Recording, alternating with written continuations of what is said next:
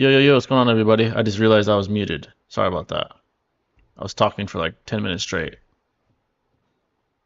My mistake. Hope you guys are all doing well, by the way. What's going on, Sir Go, Tarion, Kedrick, Happy Bar, Yellow Flash? What's going on, people? Apologies, I thought I was unmuted. Hope you guys are all doing well. You guys know how these call-in shows go. Some of you guys asked for it, so here we are today, waiting for Batman. Shinobi might make it. If you want to call in, whether you're a hater or supporter, feel free. Feel free to call in. Just join the Discord. It's in the link, I believe. I'll make sure to put a working link. I think this one works, but I'll make sure to put one in there. Feel free to join, ask a question, disagreement, whatever the case may be.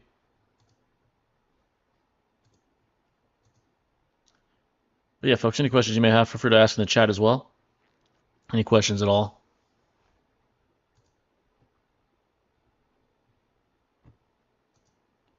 Speaking of anime, I know some people are disgruntled by the JJK series of events. I know Nobara returning after being gone for over 100 chapters. The Sukuna sort of trajectory.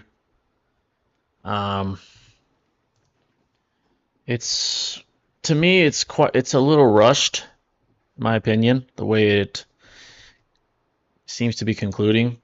To be quite honest, I feel like it could be stretched out more. But hey, according to the spoilers, it seems kind of rushed, in my opinion. What's going on, Prodigy? Thoughts on JJ ending? Yeah, I believe it's a little rushed. The Nobara, that character returning, it's a little far-fetched, perhaps. I mean, it was implied as to as to her still being alive. Not that it really matters now. Isn't it supposed to end in 5 chapters? Yeah, the conclusion's coming. It's coming soon. Very, very soon. To me, in my opinion, it's quite rushed. Truly, quite rushed.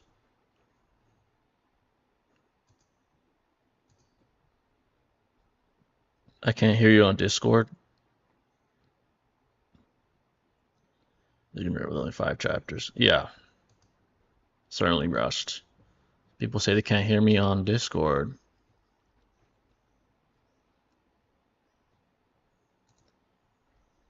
Yeah, it's disappointing. How the ending is appearing to be arising as. We'll see, but I don't see how 5 chapters is enough to truly end this narrative. We'll see. We'll see.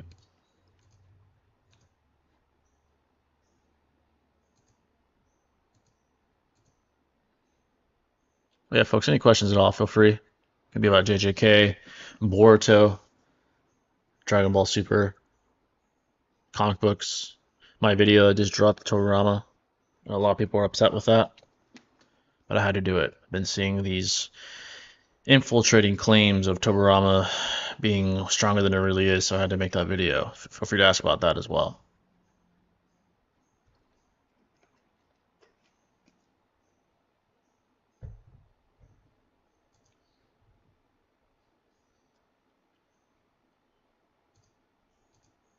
Gonna end with my Toji coming back and killing everyone.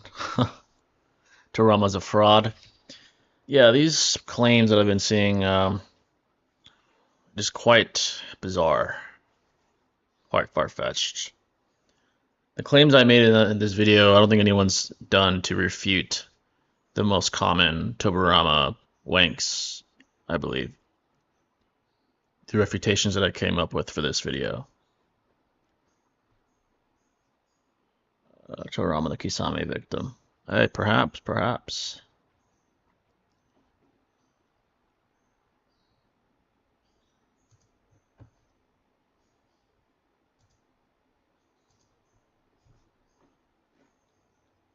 The Jubito debunk, or the Toriyama reacting to Jubito's debunk, I believe no one's used before or created before.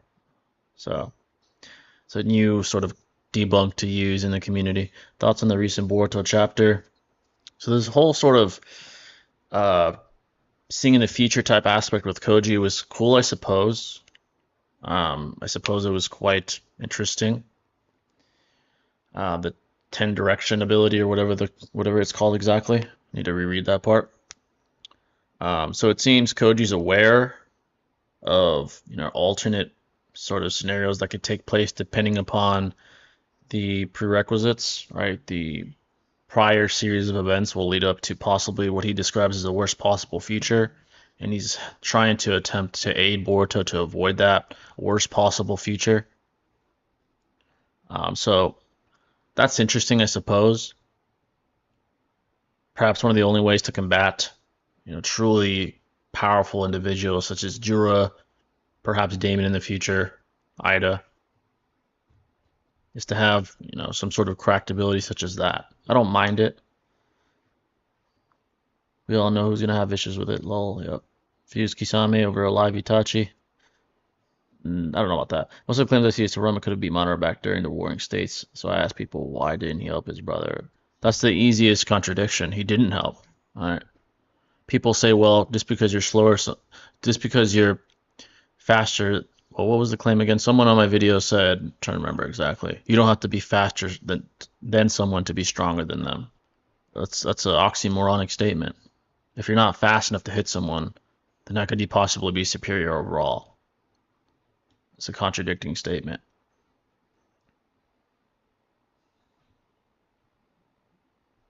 It's oxymoronic to say something like that. You have to prove that. Tobirama never aiding his brother when he clearly hates the Uchiha with a deep passion contradicts the notion that he's faster than Madara Uchiha. So, Kisame versus Orochimaru, the honest truth. Here's the thing about Kisame and his scaling, right? Part 1, he seems very adamant on the idea that he is inferior to Jiraiya, right? There's that. Now, you could argue and say, well, the only reason he believes that is because Itachi sort of reinforced that sort of belief, right? Because clearly he was an undercover Konoha ally and wanted to make Kisame believe that to avoid actually having to confront Jiraiya and combat him. You could argue that, but Kisame was the first to state, I don't know if even you and I could defeat Jiraiya. And of course, after Itachi reinforced that notion, right, and confirmed it to avoid actual combat with Jiraiya. However, in Shippuden, Kisame seems above Sanin, especially with the way in which he slayed Killer B, right? He slayed him, reacted to him in V1, and then was able to deal with his V2 form thanks to the Water Dome. So him versus Orochimaru is quite interesting. I believe the speed would be too much for Orochimaru as far as reaction and physical speed. So I would say I would lean towards Kisame overall. Third rate Kage over Minato. Third rate Kage scaling is interesting, right? But we do know he was reacted to by a fatigued Naruto in Sage Mode. While Minato is compared to KCM Naruto. So, exactly, if Hashirama were to lose, then it'd be over for the ninja world, and yet Toroma did nothing. Exactly. Proof via contradiction establishes Tobirama and his inferiority to him and Madara. Let alone Jubito. Like, come on. People actually believe that he manually placed paper bombs on Jubito while being blitzed. Several of them. While being blitzed. As if he's Barry Allen or something. It's not likely whatsoever. Not at all.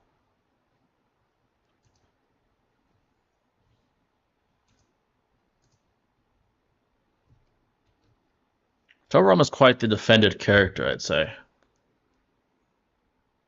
I do feel for that, faction of the community. I get it. He doesn't look good. I said this in my video. He doesn't look good because of who he lost to historically, right? He lost to Ken and Gin, who look retarded in the war, right? They look retarded, but I tried to defend him at the end of my video. Feel free to go watch it if you haven't already.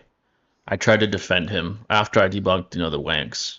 I don't think he's ass. I don't dislike Tobirama. I actually think he's quite cool. Aesthetically, character-wise, strong conviction, meticulous. So I don't think he's ass. I just don't think he's Jubito level. That's bizarre.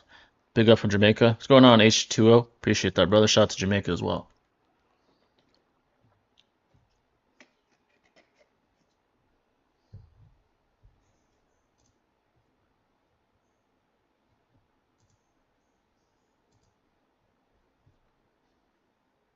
We all know who's gonna have issues with it. Yeah, we do. Good luck refuting it, though. I doubt it.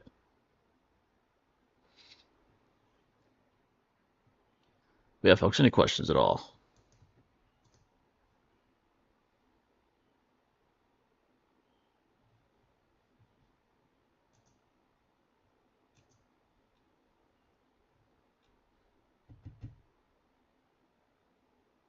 You forgot racist when talking about Togorama. He was racist. Yeah, you're right. He was racist. I think people hate Togorama because of people who wank the ever living shit out of him.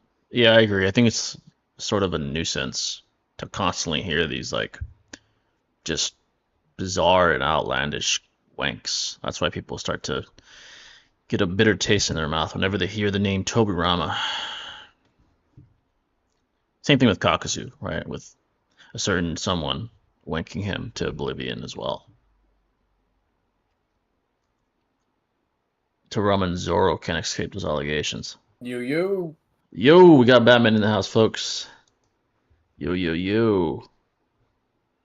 Let's see. Yeah, we were just talking about Are you there, Tobirama. Jay? Oh shit. Give me a second, folks. I don't think they can hear me on Discord. Yo. Give me a second, folks. I'm gonna join the stage again. They can't hear me there.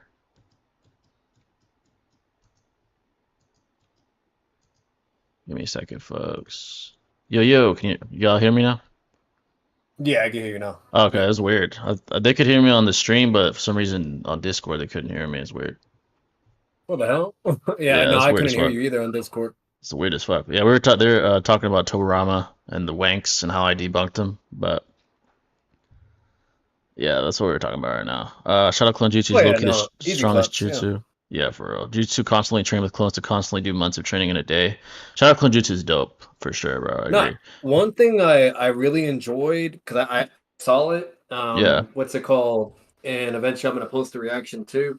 But one thing I really enjoyed that you focused on because there's like a misconception with these weirdos where they try to rap where you talked about the to where like when people are using body flicker and shit yeah, that it's basically in correlation to all their speed, their combat and stuff. It's exactly. not just travel. Yeah, And it makes sense because you showed the examples, but like when you see the Raikage, like when he body flickers, he's punching while he's teleporting. facts. Then I combat. mean, it's Yeah, not like yeah, if it was just fucking travel speed and his combat was nowhere near, then the bitch would just be spearing in walls with his body. yeah, Like, you exactly. know, It's like people use this disanalogous analogy, right? Like, oh, Floyd Mayweather, he punches faster than Usain Bolt, but he doesn't run faster than him. I'm like, that's disanalogous because in fiction that it doesn't work that way. Like exactly.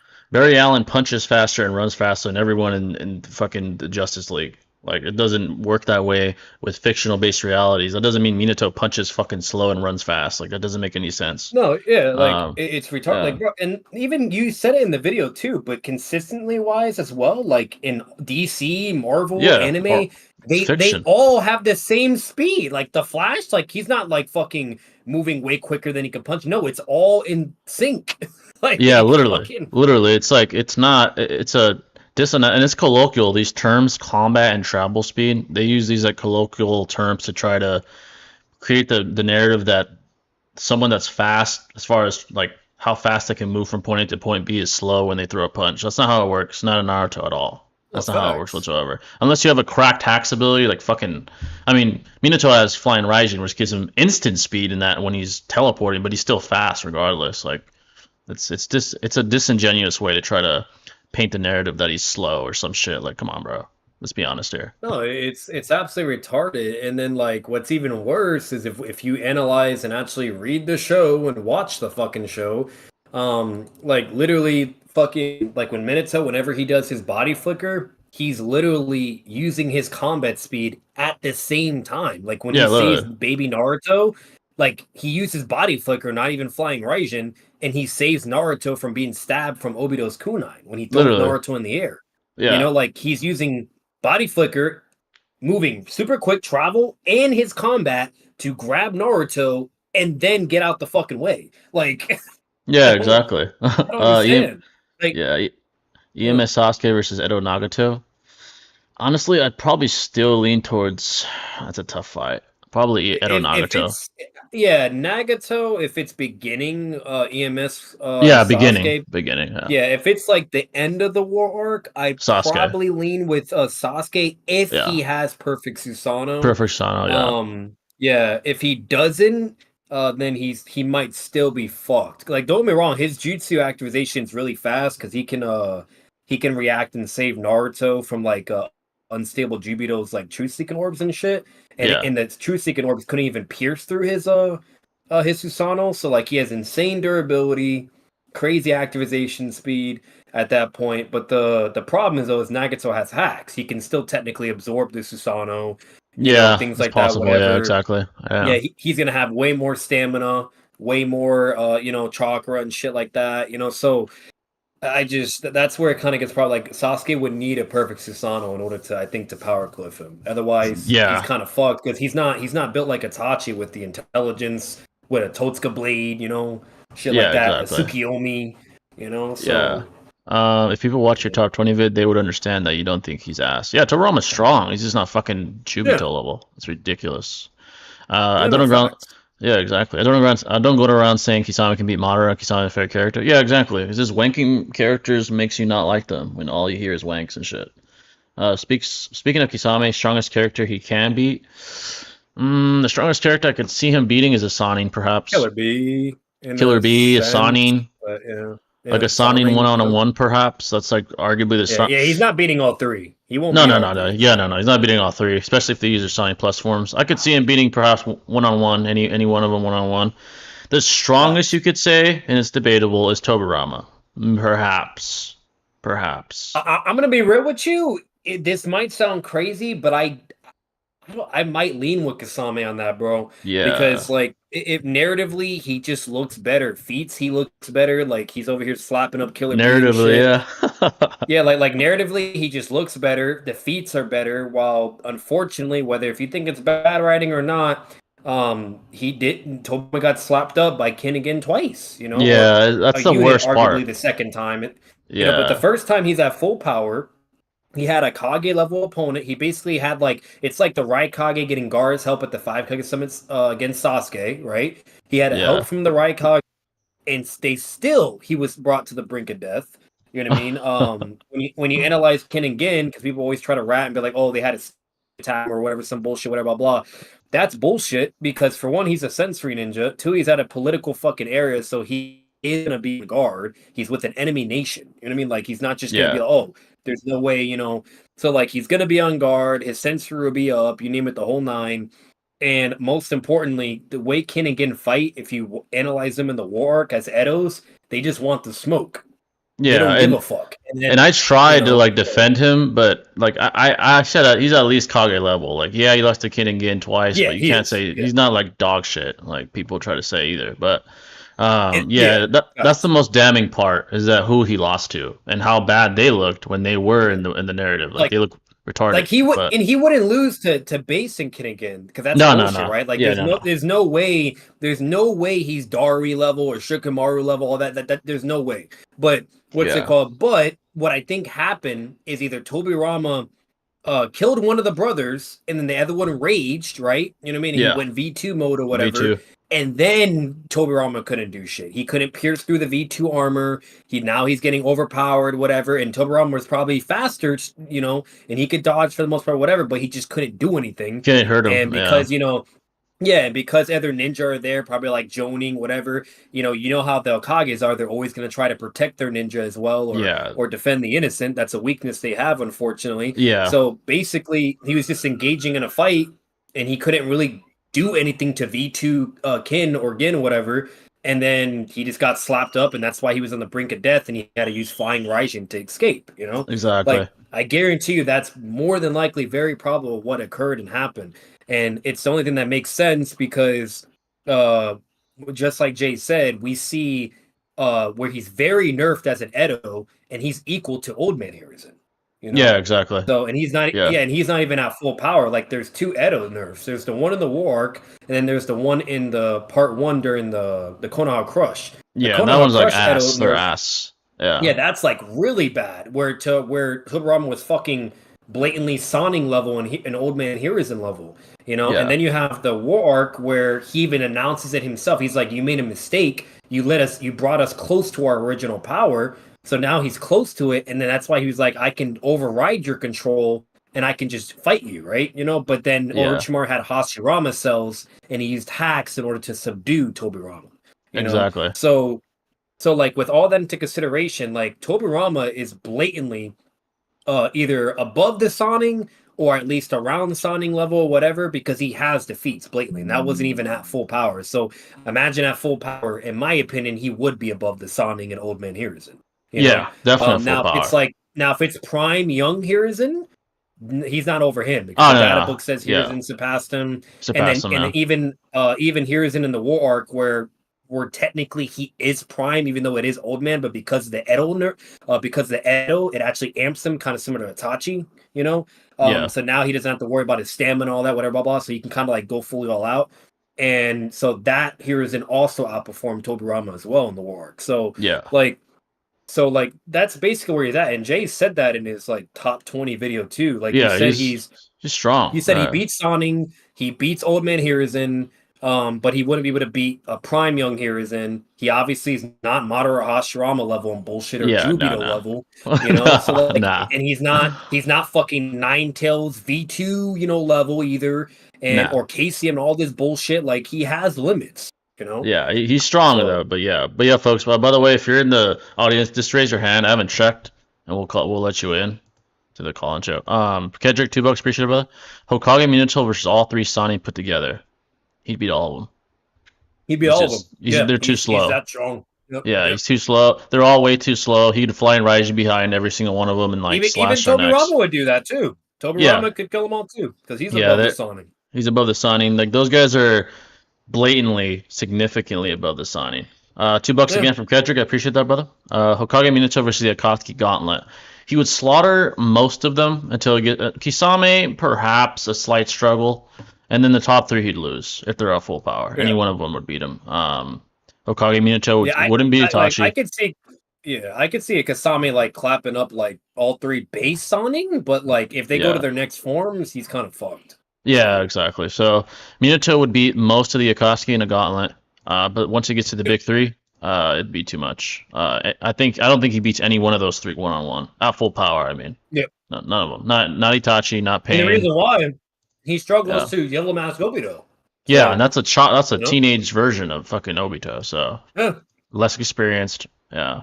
Let's see what you guys are saying. Jay the Great, who you got? Pain or Sage Kabuto? Kabuto. Sage Kabuto rather. Itachi's the strongest character Kisame can beat. No, he's not beating Itachi. What if Ryan Reynolds' Deadpool went to the boys' universe? He has a It'd be multiversal hilarious. feat, dude. He's like, Homelander would scale over him. yeah, he would. I He will would. say that Yeah, because he's still like normal, like peak superhuman and shit like that. Yeah. So like Homelander would be able to like fucking body him and rip him to shreds, but the only problem is he couldn't kill Deadpool. Can't die. Like it doesn't matter. Yeah, like I'm gonna Yeah. be real with you. I think as crazy as this sounds, Deadpool would just outlast Homelander He until might. he's tired Yeah. and He might get just kill him, exhausted. you know? Yeah. Yeah. Yeah, he might get exhausted, and Deadpool would just eventually figure out a way to hurt him. He's like, "Oh shit, this doesn't hurt him," and then he'd figure out a way. Like Homelander Jay, would have to be out of character and like go in space and throw him in the fucking sun or something in order yeah, to win, you know? Jay, who wins base Boruto at the end of part one, or base Boruto, or base Naruto at the start of Shippuden? Because of the insane fucking power cliffing in Boruto, at the end of part one, Boruto would beat Naruto at the beginning of Shippuden. Yeah. He's correct. A more interesting battle would be like very beginning of part one Boruto versus a part one Naruto, because Yes. Boruto was fucking ass Yeah. back then. Yeah, that'd be more interesting. Yeah. But if it's like Boruto way towards the end, whatnot, during his, and all that, like he's blatantly even fucking Joning level and shit, and low Kage level, right off Literally. the fucking whip. Like, Yeah, he is. ridiculous. All right, we got someone with their Yeah. hand up. I don't know who this is, but let's see. Invite to speak. We got someone in the call-in show, folks. and then fucking and then time skip Boruto. That motherfucker's on steroids. He's like Hello. six pass level and shit. Yo, You know. yo, what's going on? Oh, I just wanted to discuss Nagato versus Sage Kabuto. I believe it's a pretty bad matchup for Nagato. I can explain why. I mean, I think Kabuto beats him too, but Yeah, he said that. yeah. Hello. If you had another question, you hear us? Oh, was it questions only? Yeah, No, but it's I agree. anything. Yeah, it's anything, but Yeah. I think Kabuto beats Nagata too, though. So Yeah. Oh, okay. Oh, I thought we were in disagreement. yeah. Do you have another question, or? No, that was the only thing I was gonna discuss. Oh, okay. If you got anything else, you can I raise like your your hand again, Toby. though. I like your Tobirama video, by the way. Oh, appreciate it. Yeah, had to put it out there. Yeah, someone has to stop the wink. Yeah, exactly. But yeah, if you have Hey, another question, just you can know, raise your hand again though, if you want. yeah, All right. just know this I appreciate though. it. Sagemo Kabuto don't beat Obito and no Madara either though. Yeah, facts. Yeah, no, he's not beating those people. It's like pretty obvious. He's like shits himself whenever he sees those two. Well, he thinks he does beat Obito, so Oh, bro. yeah. Yeah. That's why I debated him on a while ago. Oh, really? You debated this guy before? Oh, wait. He sounds Yeah, familiar. that was the Yeah. Peach Fuzz dude. Yeah, Oh, that was the Peach I Fuzz remember dude. now. Yeah. Yeah. Kabuto slash Minato cry about it. Hey, Mm. Kisame is lit though, bro. You gotta give him that. He has swag. Kasame's just like he just got really, really strong like after the time skip because all that chakra he's getting and shit, you know? Yeah, Like, facts. Surprised at how inactive your servers seem to be. The main chest will go inactive for a while. Yeah, I mean, we don't live on Discord, so it doesn't really matter. yeah. Tobirama versus Sasori. Tobirama. Wait, because the only thing is Sasori's poison. That would be very detrimental if he inhales that. Yeah. Um, Now, Toriyama's above Sani, quite clearly. Sasori, in my opinion, is above Sani with the Hanzo scaling. I do think Toriyama's flying Raijin. His flying Raijin slice. I'll say this: if Toriyama is bloodlusted, he would take out Sasori. Perhaps before he could even do anything That's a good significant. battle. Sasori and Yeah, Tobirama is actually a very good battle.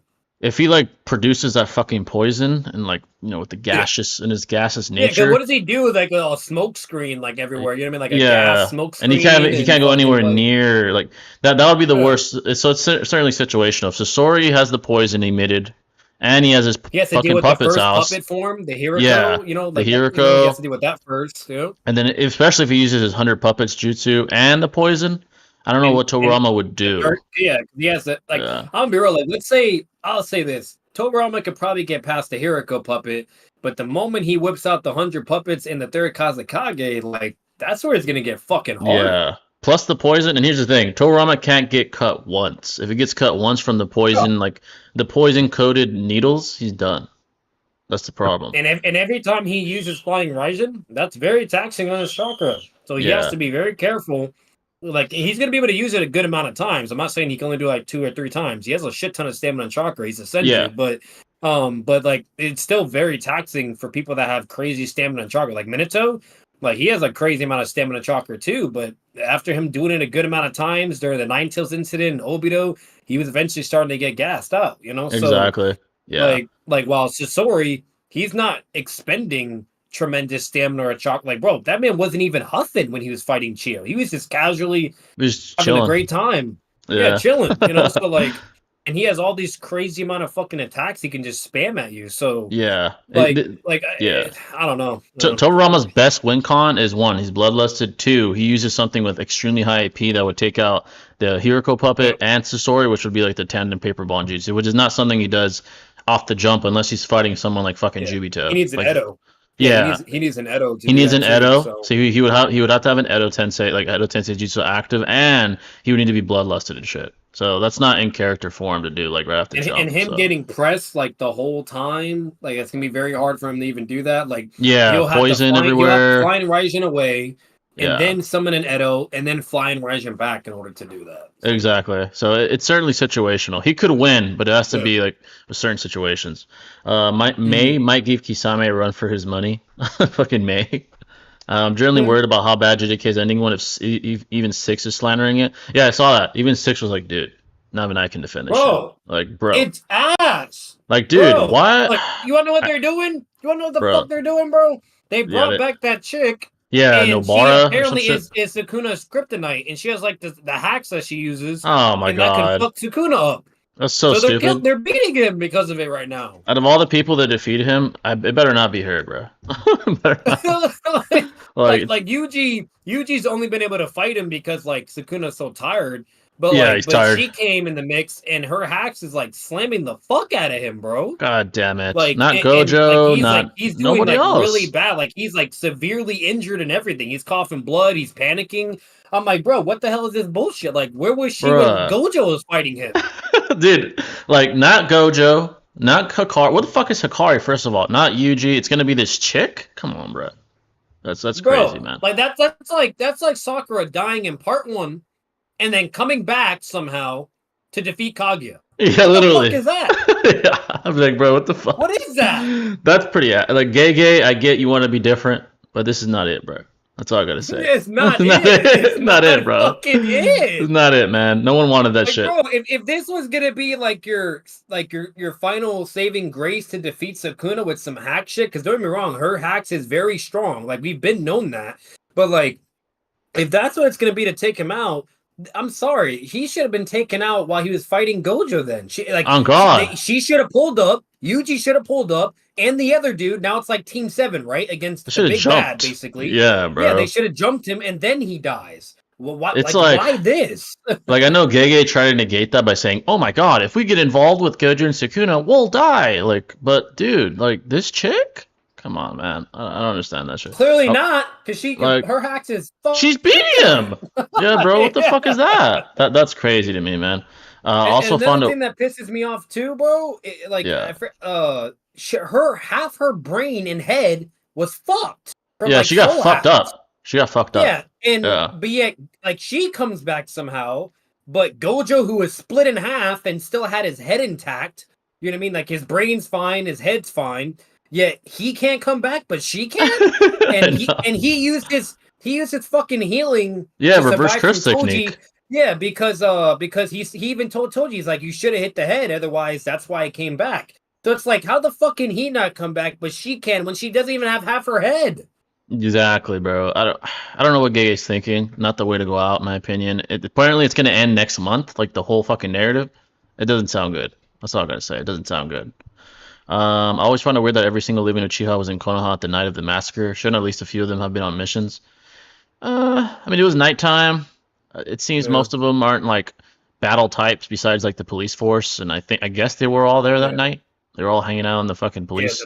Yeah, Obito handled the police force, and then Itachi fought all the other Jonin all the ones, and then he was gonna fight for Gaku as well. Yeah, but I see what you're saying. It's a little convenient. That would be like every shinobi being in Konoha during the Pain Invasion. So I kind of see what you're saying, but yeah. Batman, I still can't believe you let Noodles get away with saying Choji's expansion of his light speed. Fucking Choji. Nobody didn't let him get away at all. What the fuck? That man got slammed in that debate. Yeah, facts. Do you think Sasori would have beat Orochimaru? Yeah, I do think he beat him. I was just talking to King Bull about the lightspeed thing. I don't think Kirin is lightspeed at all. If Zetsu's 1,000th of a second is accurate, its orders of magnitude slower. Yeah, we've talked about this before. In the manga. Yeah, I agree. It's not lightspeed. It's a lightning strike is. In fact, it's actually like hundreds of times slower. Actually, thousands of times slower. Zetsu states how fast it is, bro. The data book is wrong. It's wrong. It's certainly hyperbolic. This is what I say about the especially at the time of the making of the data books.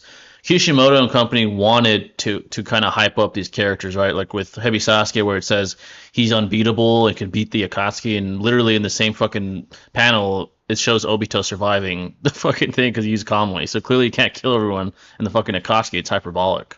Like that moment, that statement is made to hype Sasuke up, and because we didn't know who Obito was yet, we thought it really was some tart named Toby, but in reality, it was fucking Obito.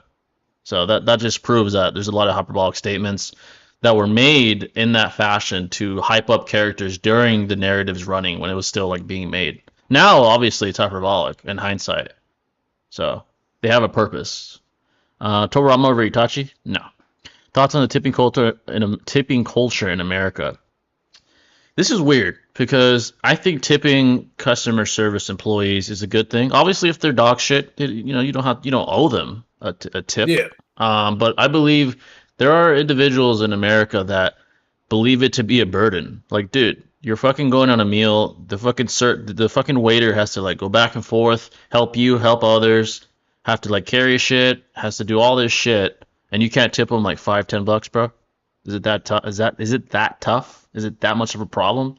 And I get it. The argument Exactly. against that is, oh well, they're getting paid for it, aren't they? It's like, well, are you satisfied and appreciative of their They're not getting paid service? shit, actually. Yeah, bro, they're not getting. First of all, yeah, exactly. First of They're all, getting they're not getting like paid shit. $3 or $2 minimum wage. Dead ass. I'm not even joking. Yeah, dead Or like ass, $6 or dead $7. ass. Yeah, dead ass. It's really bad, and people are aware of that. It's not something they're ignorant, and it's not like they're fucking earning, a fucking high wage, and they're still asking for a tip. They don't understand, but they're earning a shit wage, doing a shit job as far as like what they're having to do.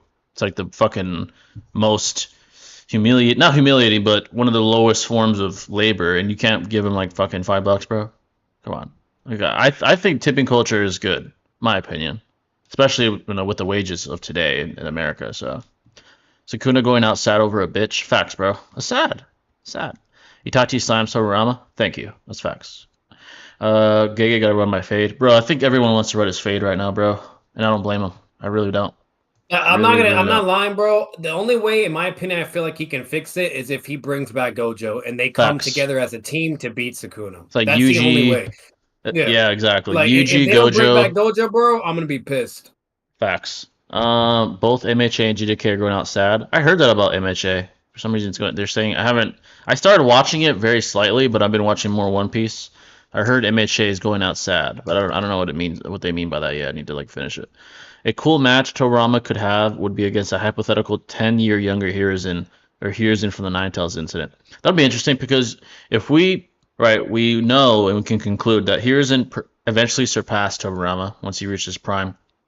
You could say that at a point in time as he was rising, there was a point where he was relative to Tobarama, right? Perhaps 5 years before that, 10 years before that. So that would be a cool matchup. They would be like almost equal at that point because he's still not at his peak. Tobarama's already at his peak, and they could scrap. Honestly, That would be I think interesting. if the scaling is that similar, I do think Tobarama would then win because like Hiruzen More is like experience. yeah, like I would say Hiruzen's probably more smarter, like battle analyzing wise, because like he Yeah. had some crazy fucking verbatim statements when like analyzing Jubito and shit.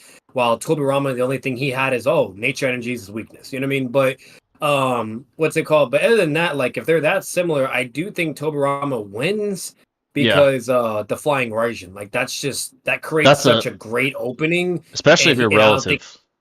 Yeah, exactly. And that's how it normally goes. That's why Flying Raijin is so strong. Because if you're relative to your opponent or even equal, and you do a Flying Raijin, you're then attacking from their blind spot or an area where they're not fast enough to react in time, and that's why they get blitzed.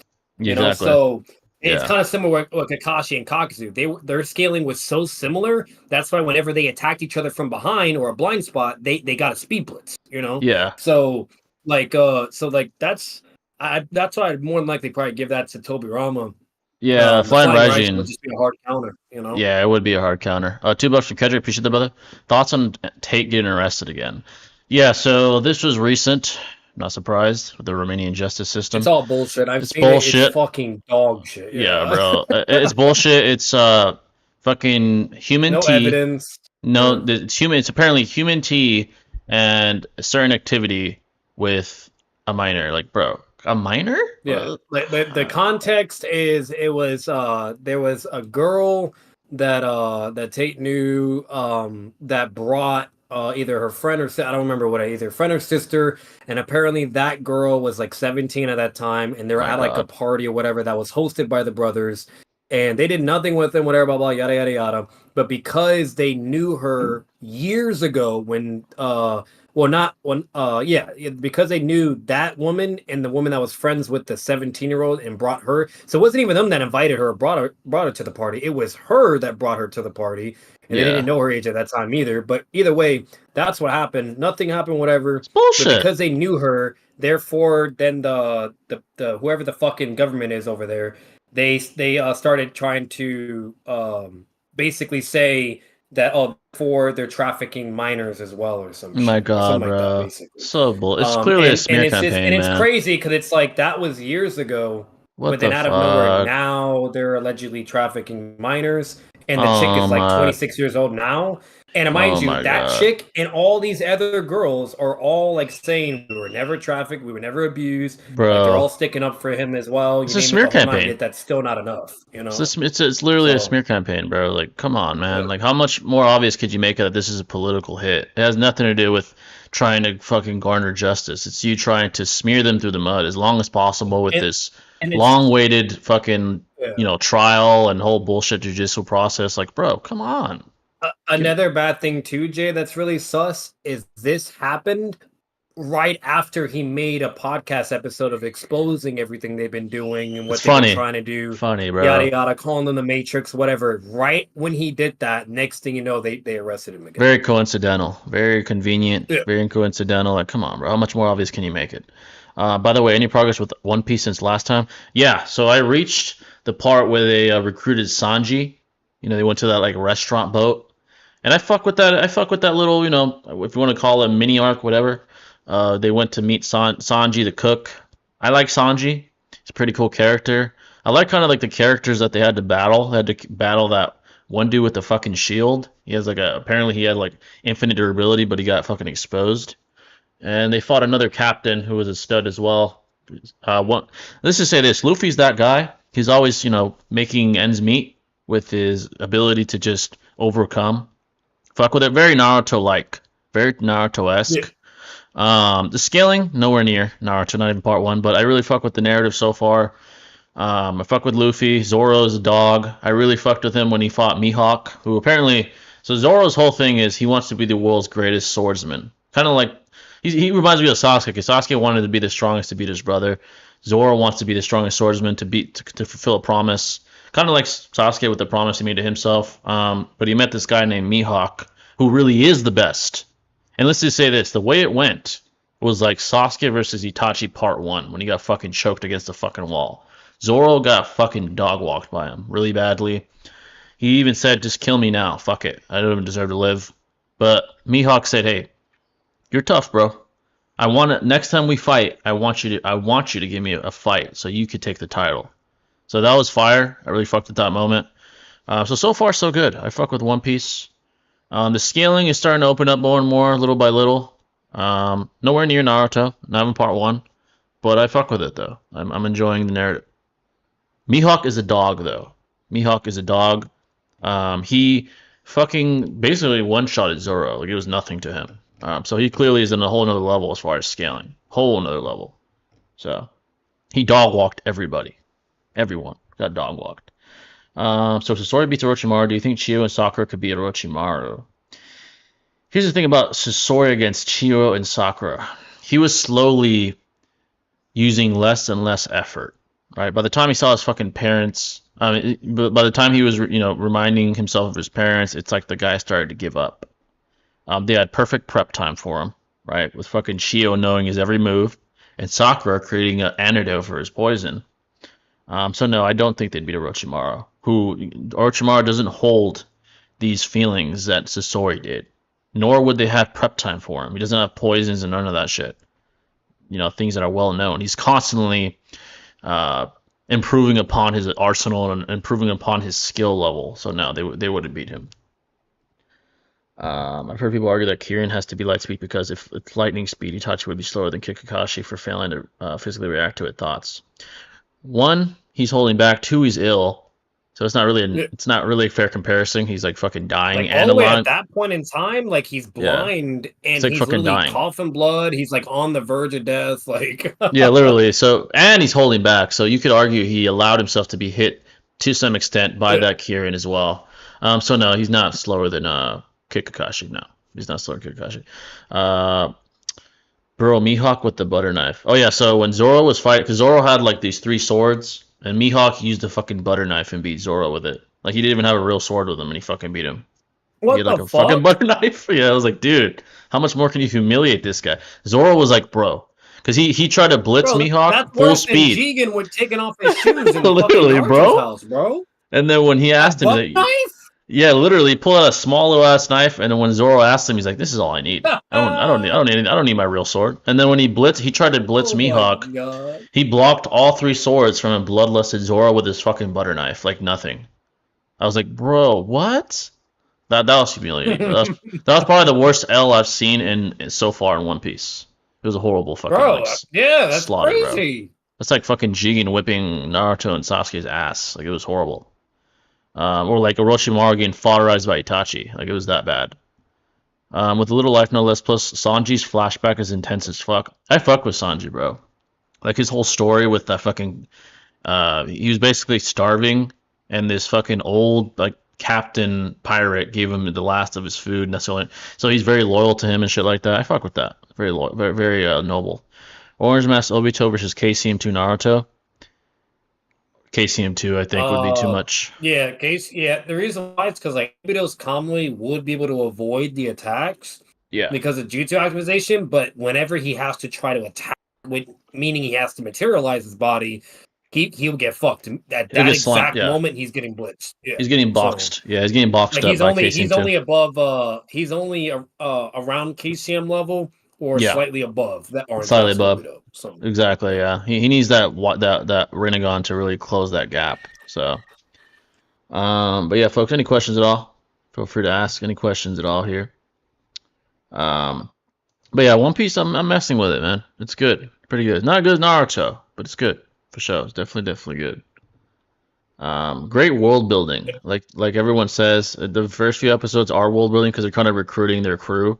Like they got Zoro, they got Nami, the chick. They got Utaka or Uka, whatever the fuck his name is, the guy with the pointy nose. He's pretty cool. Yeah. And now they're getting Sanji, the cook. So I fuck with all these people. Important lesson for Zoro to understand that he and gang are still ants compared to the world at large. Facts, bro. They're still not on that level. Yeah, not even Luffy. And didn't you say they're like fucking wall level? Yeah, facts. Like max, Luffy could probably fuck up a house, like a house level or some shit right now. Okay, they're not that powerful at all. Scale Emmanuel Augustus. Why does that sound familiar? Yeah, I don't know. Emmanuel Augustus. While you're looking that up, though, another thing to substantiate the Obito thing too is White Mask Obito with the Rinnegan and shit. Whenever he tried to fight KCM2 Naruto without Kamui, he got blitzed every time. Damn. So. Yeah, exactly. Let's see, folks. Sorry, I lost the chat. We're still calling in. Yeah, just join the Discord. Join the call-in stage. Yeah. What's going on, Nightfallen? Emmanuel Augustus. Okay, I just looked him up. Yeah, the boxer. He's known as like a very defensively sound fighter. A lot of people compare him to Floyd a little bit. He's definitely talented. Let's see. Another one that's bothered when some of the Z fighters go into the time chamber a second time versus Cell and just didn't get stronger, or the fact that Goku didn't fully use the year in the chamber. Yeah, it's kind of like frustrating that fucking Frieza was able to go in there for a decade, and these guys haven't thought of that. Like, dude, isn't it all about getting stronger? Like, maybe to them they're too prideful. They don't want to. They're like, fuck that. I want to learn it the hard way. But come on. Kind of weird because in Dragon Ball Z they do it. They do it multiple times where they go in the time chamber to get stronger, train, whatever. They just kind of forget about it. You know, that's they just fucking forgot about it. Like, oh, we don't need that anymore. We got God power and Ultra Instinct and blah blah. Literally. We don't need it. Yeah, Frieza's like, nah, bitch, you guys do need that shit. Yeah, exactly. Let's see. That's a good question. Where was it at? Who are the 3 weakest Naruto characters who could complete the Akatsuki Gauntlet? Weakest? I mean, you gotta be pretty fucking strong to complete the Gauntlet. Madara, Hashirama, KCM2 Naruto. Maybe that's it. Maybe that's probably like the weakest I can think of.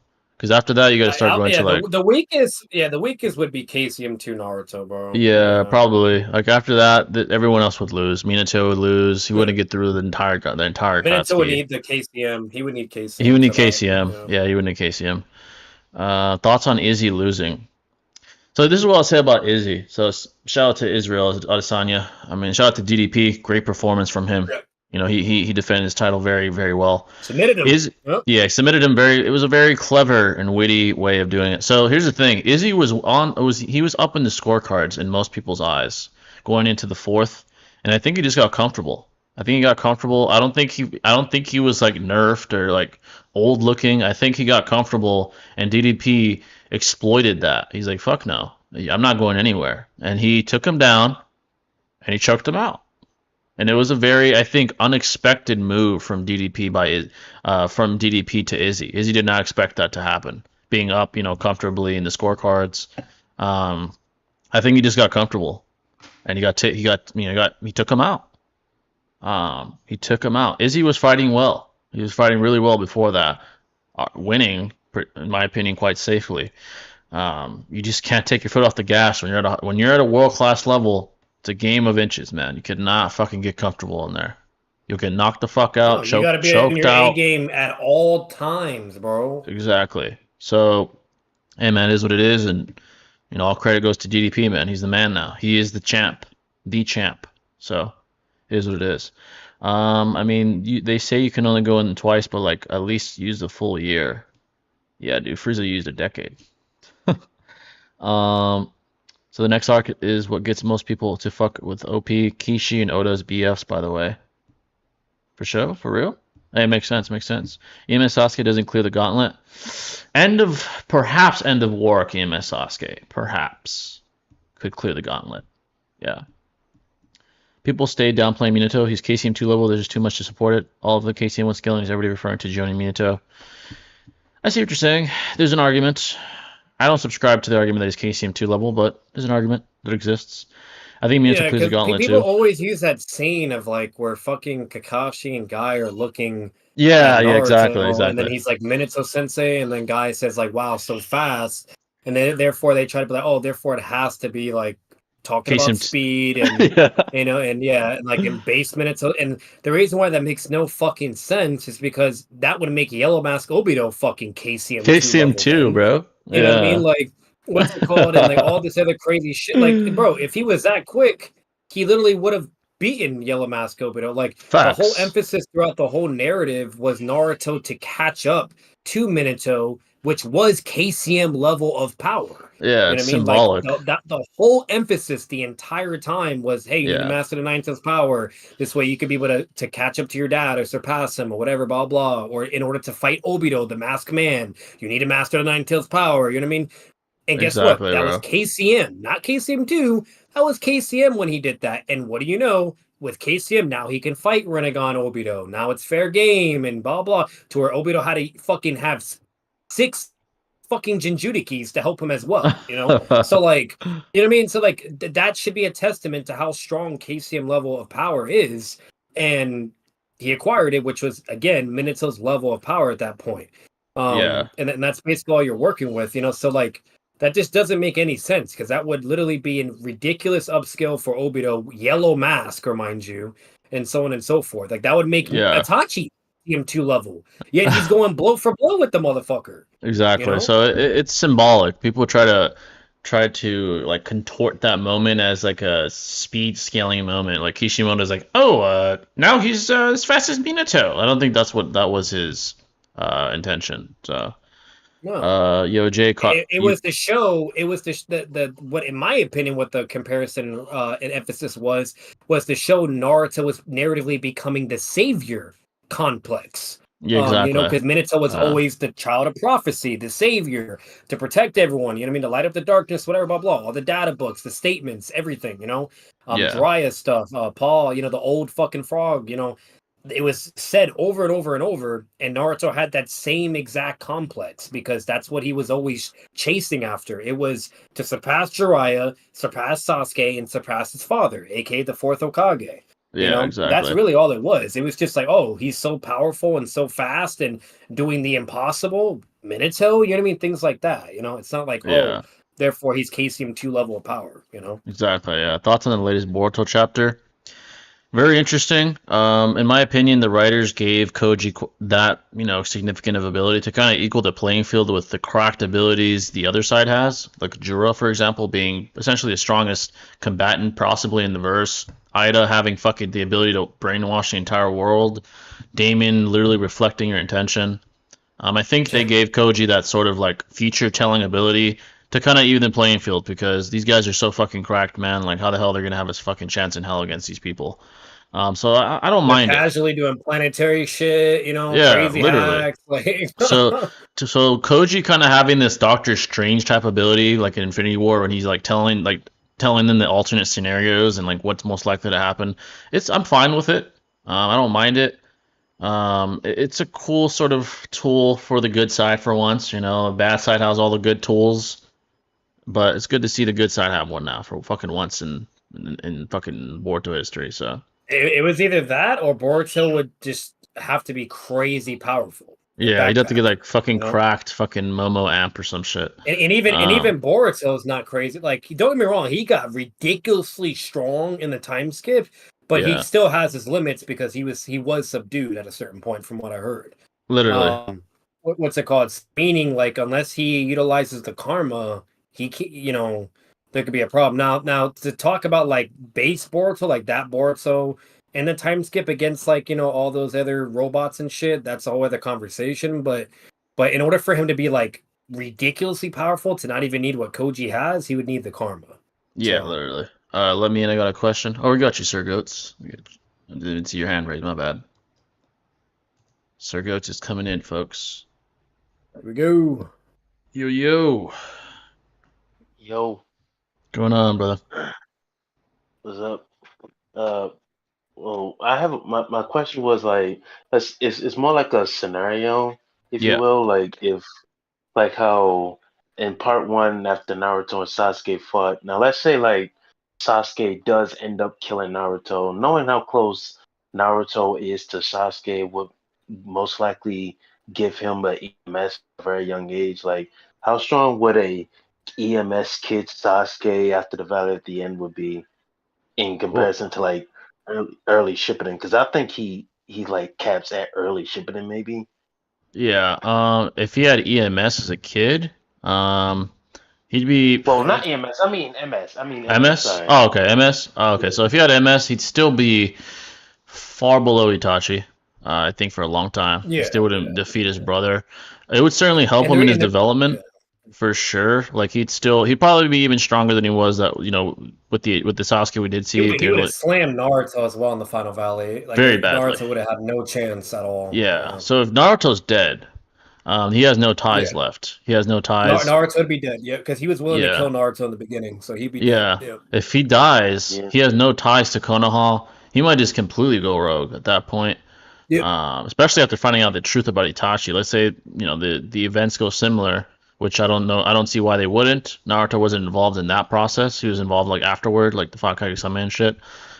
So he would completely go rogue, and they'd probably have to kill him. Like fucking 8 gate guy would a fucking guy would have to go 8 gates or something, take him out. Like he would be unbeatable. Especially if, let's say, he fights Itachi. Itachi dies. Obito tells him the truth. He goes rogue. Naruto's not there to kind of like talk him down, like at the end of the war. Honestly, well, if we're being technical, Madara would have won because without Naruto, they're not winning the war arc yeah, without Naruto. exactly. So actually, technically, Sasuke would just end up It would dying. actually prolong Infinite Tsukuyomi as well, because they would have to Yeah, wait for the Nine Tails to reincarnate too. So, literally. So technically, Sasuke uh, would just die. Obito or Madara would probably yeah, kill him, and that'd be it. So take it his would be eyes. take his eyes probably. Madara was actually looking at his eyes. He's like, "Oh shit, these eyes are actually pretty good." Like he might actually end up taking his fucking eyes and getting, like Yeah. replacing them. So it would end pretty badly for him. But as far as how strong he'd be even stronger than he was in Shippuden. Obviously, Oh early yeah, like, yeah, Shippuden. because with the time skip, oh my god, he'd be cracked. Like, Yeah, we saw how strong he was with just like the the curse curse mark mark. and three Yeah. tomo.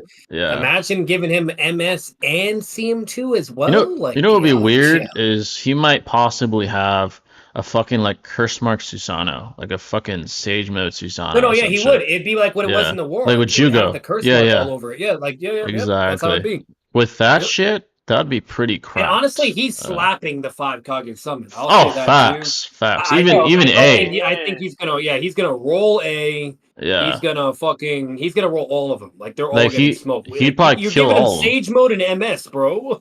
Oh my Like, god, bro. He probably washes Summit with 10 times amp yeah, plus MS. easily wipes Orochimaru as well. Oh, Like facts. he's fucked. He's Like, slapping. He's slapping. That's it's uh, over.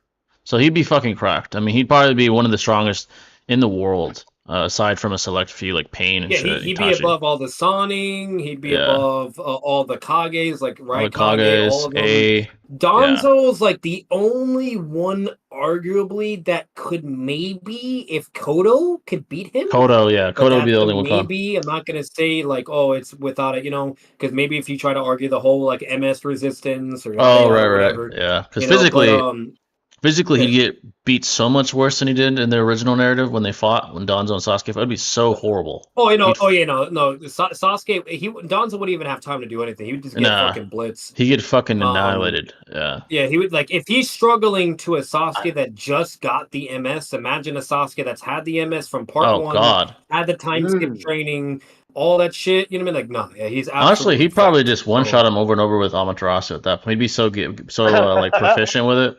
He would just every time he'd spam, he'd like bitch, and just keep burning him over and over. And I'm Literally, gonna be bro. honest with you, especially if this what if scenario is occurring. Honestly, he's more than likely probably gonna have the fucking EMS by the time he's in the 5 Kage Summit, and the reason why is 'cause I feel like he would waste his MS on Itachi. Like when he Yeah. has his death battle fight, he's probably gonna like be spamming his MS, whatever, blah blah. Itachi's gonna still be dealing with him, pushing him to his limits. And he's gonna be on the verge of blindness, and he's gonna be like, you know what? I need Itachi's eyes. He's gonna take them, whatever. That's true, He'll 'cause find that's out what the he did. truth. He'll find, yep, Yeah. he'll find out the truth from Obito, just as he did before. But guess what? Instead of him getting the EMS in the war, he's gonna get it right after he killed Itachi. Oh, And God. at that point, Oh, the man. reason why is because he's gonna be blind. He has no Yeah, choice. he's gonna be blind. So Yeah. so he's gonna have EMS when he's at the 5 Kage Summit.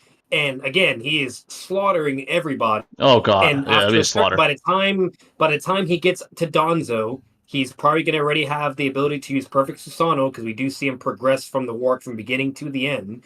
So like he's just going to be like he's going to be really fucking powerful. The only problem though is once it gets to people like Obito, or Madara and things like that, he's fucked. He's fucked. Nothing he can do. Yeah, No, fucking Jubito and shit. Yeah, no, he's not fucking So with he that. would be he'd be like the third strong, or you could either say the second or third strongest. That's if you think In the verse. yeah, that's if you think he'd be above Obito at that point in time. Which honestly, I'd probably say he might be above. It's an argument. Obito. Yeah, there's an argument for sure. Yeah, there's an argument, especially with this whole time skip training, stuff and whatnot, and him having the curse mark and fucking MS curse or mark. EMS or Oh curse my God, mark. dude. Yeah, that's EMS. crazy. Imagine So, EMS and the curse mark. Holy shit. That's what we're talking about, basically. Yeah, because he would still have because he does lose it when he fights against Itachi. So at that point, he's still. Oh yeah. But either way, with at least him having MS and curse mark, that is still fucking crazy. That's fucking cracked. Yeah, it's pretty fucking cracked. So yeah, so he'd be the second strongest or third strongest at that. Yeah, point he'd be top of the verse much earlier than he was. But yeah, do you have another question, Sir Goats? Yeah, I was thinking about this like more like in depth recently. Like, I don't know if any of you know anything about Ghost Rider like that. I know Batman is a DC guy, but like I'm Ghost just Rider? curious. Do y'all know anything about Ghost Rider? I know like what of about him. him? Like how far he scales? Or? He's like powerful. Yeah. Like he is very strong. Yeah. Yeah. No, like his abilities. I know he's really real cracked, but like his abilities. Like I was thinking, like I was mostly leaning on Itachi when I thought about this. Like, what if he used his penance stare on Itachi in particular? Like when I like at first I was going to say like, what if an Uchiha faced Ghost Rider and put him under a penance stare? Like the goat like it will make him like witness all of their sins and every bad thing that they've ever done. And Toby Rama was like, and Uchiha gets powerful based on their love and whenever they kill off a family member or a friend that's close to them, and then they get powerful after that. And then it's like if Itachi repeatedly keeps seeing, like, if Ghost Rider puts Itachi under this scenario, and he makes Itachi see him Oh kill my the god. Uchiha clan over and over and over and over. Like, will that make Itachi more stronger, or would that's just an instant death? So Uh, I'll say this really quick. When it comes to the penance there, it's basically Tsukiyomi, but the only difference is you would have to have done some type of sin or wrong or something bad in your life. And basically Ghost Rider would make you revision that trauma or whatever bad things you've done, and he would make you experience it a million times over. Basically, it's like yeah. it's basically destroying you mentally. Again, it's like Tsukiyomi. Um, so like it kind of boils down to whether or not if you think Itachi would just not be affected by whatever bad things he's done, but all I will say is whenever Ghost Rider has done the penance there to someone, it always one shots them because they just Yeah. can't take the mental fortitude of the supernatural damage. Because again, it's a supernatural Tsukiyomi basically. Yeah, he's So like his scaling is so. I mean, there's so many presuppositions you have to make, but he's yeah, known as like a fucking cosmic being of like fucking retribution. So if yeah, obviously Itachi has many sins despite being undercover, so clearly he'd be in hell. Within his own mind if that shit hit him. yeah. 'Cause Um, it's not like we're not talking about the MS here or a shotting of resistance or anything like that. yeah, This is literally like a supernatural, like psychological hacks that he yeah, plays. literally, it's like And a all he has soul to do is just look at tormenting. your eyes. That's it. Yeah, it's like a So soul tormenting fucking hacks. Like he's gonna be fucking in hell burning thinking about what he did to his fucking clan over and over for eternity. Like it's fucking yeah, literally like putting you in Hmm. hell. That's what that shit is. So it probably would yeah, affect him. Really? Yeah. The only people that aren't affected is people that are like sociopathic, are immune to sin, perfect, like like literally never Deadpool, he's so Deadpool. like psychologically fucked. It doesn't even do anything to him. Yeah. Yeah, or if like, you're perfectly fucking pure, like Captain America or some shit Yeah. like that, like a Yep. Yeah. god. Yeah. You'd have to be capped, like pure. You do. Yep. Yep. Yeah. So So and obviously Itachi isn't fucking amoral or perfect. He's sinned no. before, Yeah. so Yeah. yeah, it would affect him. It would be bad actually, especially with all the shit he did, especially killing his clan and shit. It's gonna be tough on him. Yep. Definitely a horrible way to Yeah. go out. Yeah. So if Itachi gets hit by that, that would I would at least say it would probably be a win con. I would agree. Yeah, yeah. But And even then, like fucking Ghost Rider's been known to take out like fucking just insanely powerful, like planetary and above people. So yeah, he's fucking yeah, powerful, like man. and he's a composite character, so his power levels Composite. do Yeah. like vary or whatever. Oh yeah, for sure. So Yeah. like so if we take like his highest level of power prime, then you're talking about literally omnipotence level of Just power, and slamming. that's come on, like that's Yeah. but if we talk about like his like beginning versions, even his beginning versions are really fucking cracked to where he Powerful. could fight against people like the Hulk, you Yeah. name it, etc. It wasn't until World Breaker Hulk was able to one shot Ghost Rider, and then Ghost Rider he basically went like Kurama mode, like what Naruto does, like when Naruto loses, then like Kurama comes out. That's basically what happened with Ghost Rider, like Johnny, whatever his fucking name is, Johnny, like he loses to World Breaker Hulk, but then the Spirit of Vengeance comes out, like the true form of Ghost Rider, and that is like a whole other level of Like a power. god. Like Yeah. yeah, the Spirit of Vengeance is godlike fucking power. It's Yeah, it's like very cosmic. so like Itachi's not beating No, the hell no. Spirit of Vengeance if that comes out. Yes. His only chance would be to beat Johnny, whatever the fuck his last name is, while he's controlling the Spirit of Vengeance because he's way Facts. more nerfed. Yeah. And again, it just depends on what form we're talking about. But the Literally. majority of forms do beat Itachi. He's Yeah, very strong. pretty badly. Yeah, he's pretty fucking powerful. Uh, But yeah, if you have another Like, question, Sir Goats, feel free to call in. yeah. For sure, man. Yeah, I do Good have one questions more. though. I do Oh yeah, have go ahead.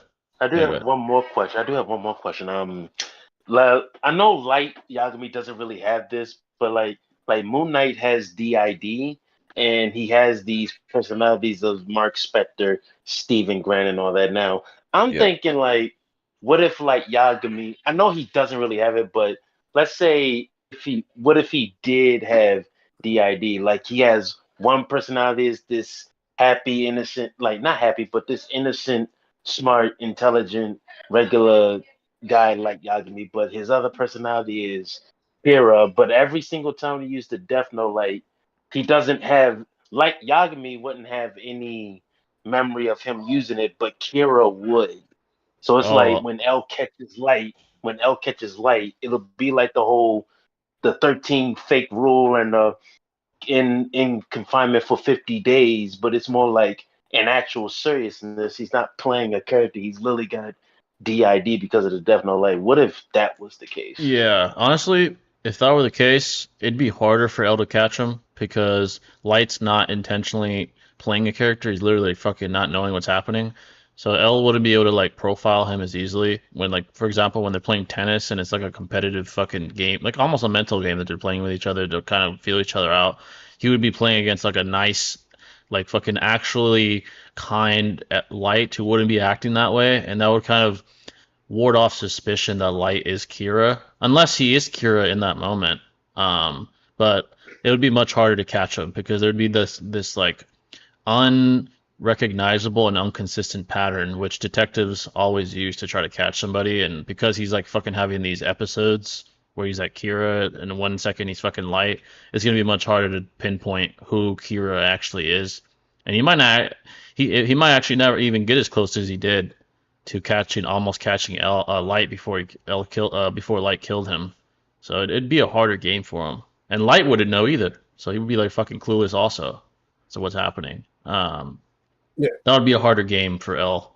Honestly, a harder cat and mouse game for him if that were the case. Also, what if Gojo was a Jedi? Gojo would definitely be on the good side. He'd be like fucking Yeah. Luke Skywalker or some shit, like a prodigy, or fucking Yeah. He'd be like Anakin Skywalker who never went rogue, like reached his full potential. Literally. Yeah, he'd be like really, really cracked. He'd be one of the Yeah. high tiers. Be like a fucking Star Wars legend, like in the Legends verse. He's so cracked. Apparently, that's like the most cracked verse in the fucking. Like he would either be like Obi-Wan level, or he would be or he'd reach like either Anakin or Skywalker's power. One Literally. of the three. Or... Yeah, Gojo's pretty. He's just a prodigal figure. So. Because being able to use infinity along with the force and all that, people gonna look at him like, Oh fuck. like Mace Windu and Yoda. They'll never gonna hit look him. at him like, Oh. yeah, they won't hit him. Imagine fighting someone with a Not even lightsaber a you can't shot hit. from the Star Killer. Oh, Yeah, hell not no. even a shot from the Star Killer. And those ships are huge. Yeah, he'd be unbeatable. He probably Yeah, would be. no, if he had an Infinity as well, yeah, like nobody could beat him. Nobody. Yeah, not even Yeah. fucking Yoda. Nobody. No one would beat his ass. Nope. That'd be crazy. But yeah, if you have another question, Sergos, feel free to call Yeah. in. Definitely some good questions, Mhm. Appreciate that, brother. All right. All right, peace, bro. Peace. All right, folks, we'll go back to the chat and we'll go back to the audience again. Great question, Sergos. Appreciate that. Do we call him in the Discord? Yeah, you can just call in and raise your hand. What do you think? What do you guys think about weak character having more interesting stories than strong characters? For example, Walter White has a more interesting story than, say, Goku. Do you believe in this phenomenon? Yeah, because power itself doesn't make us appeal to a character. Obviously, it helps. Like, for example, a character that's powerful that doesn't really have a fucking backstory is like Kaguya, right? She's like a fucking retard, but she's really powerful. While Walter White is this fucking intricate, brilliantly written character that's a human being, right? But he's so intricate and so interesting that we think he's arguably the greatest character ever to grace the screen, right? To And grace in the so TV many screen. ways too, like Yeah. emotionally, Emotional. his personality, how he strategizes, his morals, his business, values that he has. Like there's just so many things about him that's just like incredible, Yeah, because So- humans are appealed to in different manners. Being impressed by power obviously is one of them. Emotional appeal, which you don't have to be powerful to do. There are many kinds of appeal. So that's why some of the greatest TV shows don't involve, they're not fiction, like power-based battle fiction. Like obviously Breaking Bad is about regular people, but it's so well written. Sopranos, The Walking Dead, I think of Death Note and comparing Note. that to Dragon Ball Z. Like it's Yeah. you know what I mean? Like Death Note is so good because it's the writing and like similar components with Breaking Bad, whatever, but Dragon Ball Z, the reason why that's good, it's not really so focused on the writing or all the complexities that it may have, but it's more because there's so much action. It's about, hands fighting, whatever, and because of how unique it was with, ki, the techniques they had, Kamehameha, whatever, blah blah, you name it, So Exactly. and the transformations, like things can only work if you go certain angles, and no matter what, something that everything will always have in common is you will always need creative value, no matter what, because Yeah, even Dragon Ball Z is very creative with all the it things is. that they put into it. Because if Yeah, it was just like Baki, where it's just hands only or whatever, I'm gonna be honest with you, I highly doubt that show would have been as popular as it is to this day. You know what I mean? It would have exactly. been, it probably would have just been like some other Baki type shit, you know, like Yeah, because of all the creativity they put in it, the transformations, everything you name it, even at certain points with the writing here and there where they decided to do like with Vegeta, with the Majin Buu saga and stuff, like so like again, like it just really depends. So like they both do need creativity, but at least with how the difference again is, that's morally solely like based upon to substantiate to how do we make the action really good, right? While with Breaking exactly. Bad, how do we make this good, but in just so many ways, right? Just Yeah, and make it as complex as possible, not just and action. You know, exactly. And what's so ironic about Dragon Ball, for example, for why it stood the test of time is because it's almost ironic that these battles represent values in a way. They're like metaphorical representations. Like for example, Goku reaching Super Saiyan on Namek is like a representation of never giving up and constant improvement. It almost yeah, represents that. That very moment represents overcoming impossible odds, with Frieza being so fucking powerful that no one thought a chance in hell that he'd ever be defeated. Well, guess who did it? Goku did it. Even Vegeta, when he sees him, right? When he sees him for the first time, he's like, "Holy shit, this fucker really became Super Saiyan. He fucking did it." Like that represents yeah, that sort of value, and that's why Dragon Ball is so fucking good. It's more, it's the thematic aspects aren't as apparent as some other shows. They're more subtle and embedded, but these battles themselves almost represent these themes and these like values and ideologies, which is why Dragon Ball has stood the test of time for fucking decades. And Naruto, yeah, Dragon Ball, even One Piece from what I've seen. Luffy's a great Bleach, representation. Bleach, yeah, as well with Ichigo. These guys represent these values so well. And through their battles, almost they represent this shit, like the power of yeah, will, like willpower, and like the idea of hard work and dedication. Goku, Vegeta, Naruto, Luffy, like these guys all bleed, fucking Ichigo. They all represent that um, very beautifully. I think Japanese culture and these mangakas, these authors, they all want to represent these values through these battles. And that's why they're the big three, big four, or whatever, yeah. because they've done it so well for and so and it's long. just and it's different, like in Breaking Yeah, Bad, that works so well because instead of him doing it through those means that you're saying, he's doing it yeah, with his intelligence, and his or it's more intelligence. drama oriented, or Yeah, it's maybe even things you can relate to, or what would you really do if you're in that situation if you had cancer and this and that, and yeah, like again, like there's just the show is so incredible and unique because of the realism, how they portray it, the yeah, creativity, so on and so forth. While when you have shows like Dragon Ball or Naruto, whatever, that's more focused on the action scheme of things, but then they can eventually put some IRL things or morality or philosophy or whatever, and that's where it can really pop off as well. But exactly. Dragon Ball Z has never really been with philosophy or morally. It's not like as Yeah, heavily nah. focused as Naruto is with that. Naruto Yeah, no, had definitely way not. more of that.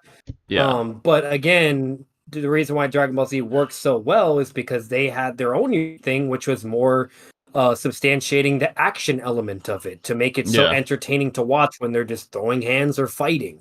That's what they really focused on, and they just did an incredible job.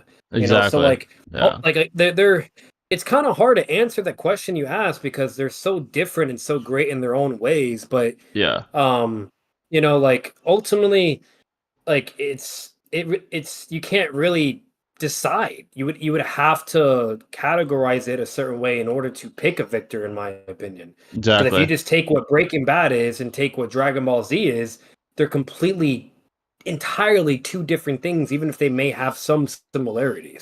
you Yeah, they know have different purposes it's and not really a fair comparison. Yeah, it's yeah. different stuff. Like Breaking Bad, the beauty was in the story and who Walter Yeah. was. Like Walter was a man at the beginning he was defeated, beaten, just tired, not tired, And like Breaking kind of Bad just all day has that. Story wise, yeah. all day. Like they're one of the most beautifully like told stories arguably ever. The way his life started and the way it ended, it was like he got a what's ironic is he was dying, but his heart was almost revived with this fucking Yeah. lifestyle. because he thought, okay, if I die like this, my family has nothing. My legacy is nothing. He's like, I have to fucking leave something for him. Now, it's ironic because he's fucking dying, but his spirit is reignited by this Yep. lifestyle, by the fucking thrill of like success and fucking, But if that never notoriety happened, he would have just been working at a fucking gas station and been a for the teacher rest of his his whole life. life. Exactly. And what's a beautiful scene is at the very end when fucking Skylar's like, she's like, I don't want to hear the bullshit of that. You did this for us. He's like, I didn't. I did it for me. Like, I was good at it. I was happy. Like I was actually Yeah. happy for the first time since I was in college. And you're right. I did it for myself. That was one of the best scenes of all time because And he's he and he basically, he always had that potential to make money like that too. You know what I mean? yeah, and Like he knew remember when he that. had his business, he was robbed Yeah. of that because they did him dirty, and it was his Yeah. idea, whatever you name it. So like he always had that potential, but it was always some bullshit that happened. And he was Exactly. always just like turning his cheek the other way, and he had Yeah. enough. He's got tired of it, and it's So funny because after his friends, quote unquote, kind of kicked him out of that business and they became billionaires, he always felt spited yeah. and defeated and like bitter and Yeah. resentful. 'Cause it And was he'd his rather, shit. yeah, it was his shit, and he'd rather make meth than take a check. He's like, hey, fuck it, I'm not gonna take no check. I'd rather be a fucking Like, meth bro, fucking cook. Fuck it, like that's So like Jay. That's like Jay coming with this $1 billion idea, or whatever, right? And then me and Shinobi take his idea and get rich and famous and leave him in the dust literally, and say "fuck you." yeah, Like that. That's literally what they did to him. yeah, and Like, a big theme in that is pride as the devil, because he rather fucking make meth than fucking take a check from fucking Ingrid and fucking Gretchen. He's like, fuck it. I'd rather take a check. I'd yeah. rather die here than take a check from you. That's fucking pride, man. And that got him killed. Literally, he fucking died in the end because of his pride. Yeah. But it's And beautifully told. greed as well. Yeah, Yeah. greed, pride. It was a beautiful story. It was fucking brilliant. There was a point where that motherfucker had millions. He didn't even really Millions. need to do anything, and he still wanted more. And it's funny because Like, Mike, or I think that's his name, Mike, the fucking security guy, the old dude, he told Walter this shit. He's like, bro, we were set, but you had to be the yeah, big we were dog. chilling. We were Yeah, we were chilling. You were chilling. making millions a week, but you wanted to be the big dog, so you took the big dog out. Now we're all fucked. We're all getting shot, fucking dying. You fucked this up, Everything's Walter. escalating. Yeah, and fucking Walter killed him, and in a way he proved his point. You want to be the big dog so bad that you rather fuck up a perfect system than fucking than not be He the was top dog. controlling. Yeah, He very had controlling. like he definitely had some narcissistic tendencies, Oh, for and sure. that was kind of like his downfall. Like, because he even Yeah. did that with Jesse. Like, he Jesse, even tried yeah. to control him and whatnot. And then he eventually had like that father and son type relationship. So then there Yeah. was like his emotional bias. That was another weakness he had, which was Jesse. Like Yeah. he didn't play his cards right. Unfortunately, Not he at let the all. humanity get the best of him. And he fucked around way too much with Jesse when he should have just let him go at certain points. Yeah. Because Jesse did a lot of fuck ups, but he A was lot of always just shit. tolerating it. Yeah. Yeah, So like literally. at the end of the day, like again, that's the beauty and the difference between the two. So it's like, again, if we're talking story and writing and all that, Breaking Bad absolutely would just cliff Dragon Ball Z. But Oh, if we're facts. talking action, and nostalgic experience and legacy fucking incredible, like unforgettable moments, Dragon Ball Z all day, every day. Because again, Yeah. to this day, that the Super Saiyan 1, so fucking iconic, wins in every poll on YouTube that you see. Literally. Like, Is that comparing so, apples and oranges? They're not like equivalent. They're Right. not similar. It's two different fucking cuisines. Like it's fucking cake and fucking pasta. Like it's like not the same shit whatsoever. They're No. both great in their own way, Like- basically. I'll say this: if I was forced to pick, I'd probably do Dragon Ball Z. That is more of my forte. Yeah. That's just me though. Like, and that's subjective. I'm not Subjective, saying yeah, it's for better. sure. That's just because of my preference. Yeah. But again, if it comes to like trying to be objective or even apply any sense of subjectiveness to say what could be better than the other based upon X, Y, Z, you can't really do that, unfortunately, because unfortunately they are entirely two different things. They're way You know? different. It's like it's inevitably subjective when you compare. Yeah, literally. Yeah. Minato beat Yellow Mask up. He blitzed him with the Rasengan. Obito doesn't have to be KCM in stats because he has Kamui. Well, you contradicted yourself by saying that because Minato beat him, meaning Kamui isn't enough. Like, yes, Kamui has that sort of instant sort of notion as far as speed, but once you're materialized, your speed is back to whatever you're capable of. So it does matter. Yep. That's why he's not Yeah, it KCM does. too. Yeah, you Yeah, kind of like the only contradicted it by reason saying why that. Minato beat Obito as well, by the way, because this is another correction. They were close. They were neck and neck. They were Yeah, both going exchanging blows. They couldn't really land anything on each other. Like Minato couldn't bypass Kamui, and Obito couldn't touch Minato as a flying Raijin. Like they were yeah, both neck and neck because of their axe abilities, and their body speed was also even. That's why they were both charging each other at the same time. Like that's why Obito grabbed him with the chains. That's why Minato stabbed him, here and there, whatever. But it didn't work because of Kamui. Like they couldn't do anything because of Kamui and Flying Raijin. Their body yeah. speed was not enough. So what happened? Minato says whoever is just slightly faster, just 1 second Will faster, win. is Yeah, gonna win this fucking fight. So it was very close. very And close. because, as we explained before, Flying Raijin is so strong because if you're equal or relative to your opponent, they are fucked. Like you Yeah, have to be above a Flying Raijin user, otherwise you're more than likely going to lose. Or better yet, you would need like Susano or something to like combat that level of speed and to protect your blind spots and shit like that. You know exactly. what I You mean? need like So yeah, like yeah, so that's why exactly. Obito lost, and Obito only lost because Conley was off at that moment. He Yeah, it didn't wasn't have it on. passive. Yeah, it wasn't on Yeah, at that point in time. He wasn't like continuously keeping it on. It because was very Obito close. materialized himself. He has to materialize himself and grab his opponent and then suck them in. Yeah, And that's why he said I win, because when the kunai went through Obito and Obito was literally about to grab Minato, he literally says I win, and so he turned his Kamui off and materialized and was going to grab him and then Kamui him, but then Minato teleports and he's like, wait, what? And then bam, gets hit by a Rising God when he doesn't have Kamui on. exactly. So It's that's it's a that's not game the case. when you're Yeah. yeah, when you're relative and that insanely fast, it really is like Minato said, a game of inches, man. It's fucking down to the Yeah. wire. Like those They guys were really both went down to the KCM wire. level at that point. Both of them. Literally, At that point in time, they were both KCM body speed, and then body speed. obviously their Conway and Flying Raijin, that would be above KCM one level. We're Yeah, not we're not saying that's KCM level. That obviously is. and But obviously, their yeah, the body speed reason. is KCM. Yeah, and we see examples where their body speed does matter. Look at in my video, Tobirama versus One Eye Renegon Madara. He was able to Yeah. teleport out of the way, but as soon as he started moving again, Madara fucking fodderized his ass. He Like it does fucked up. matter. And then Uh, Minato and Jubi Madara. He's Jumi insane Madara. to too. He does Yeah. Flying Raijin. He appears out of nowhere. And Madara was like for a moment, like he's like, oh, what the fuck? He was surprised because again, Flying Raijin is very fucking crazy. Yep. Okay, Instant. but the moment he was there and now can be seen and now has to use his body speed, what happens? He blitzes Minato, just cuts his arm off and says, "Get that shit out of here." You know. Exactly. So like, Uh, so let's so see. yeah, no. Yeah, exactly. The Wire over Breaking Bad. I've never seen The Wire. I've heard it's good though. Me Who's the, either. No, I yeah, haven't seen it. I No. haven't seen that one. Who's the weakest person that can beat Kaguya? The weakest person? Maybe DMS Kakashi, but that's a stretch. Yeah, Maybe DMS yeah, Kakashi. DMS. Yeah, that's the Yeah. only. Yeah, that's Yep. the weakest person I can think of that might be able to. That's why you probably shouldn't compare DB to Big Three. Different values in his story. Yeah, I mean, people interchange the Yeah. Big Three, but Bleach, One Piece, Naruto's like the modern Big Three.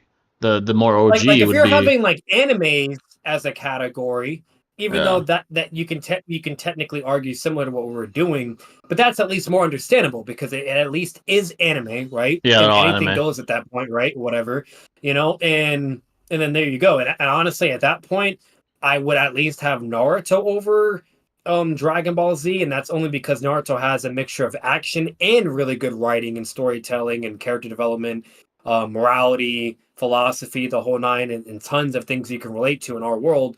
While Dragon Ball Z was just it did have some elements of that, but it was mainly focused on the action and fighting. That's really Exactly. it. Yeah, that was more So, like the priority in that show. Yeah.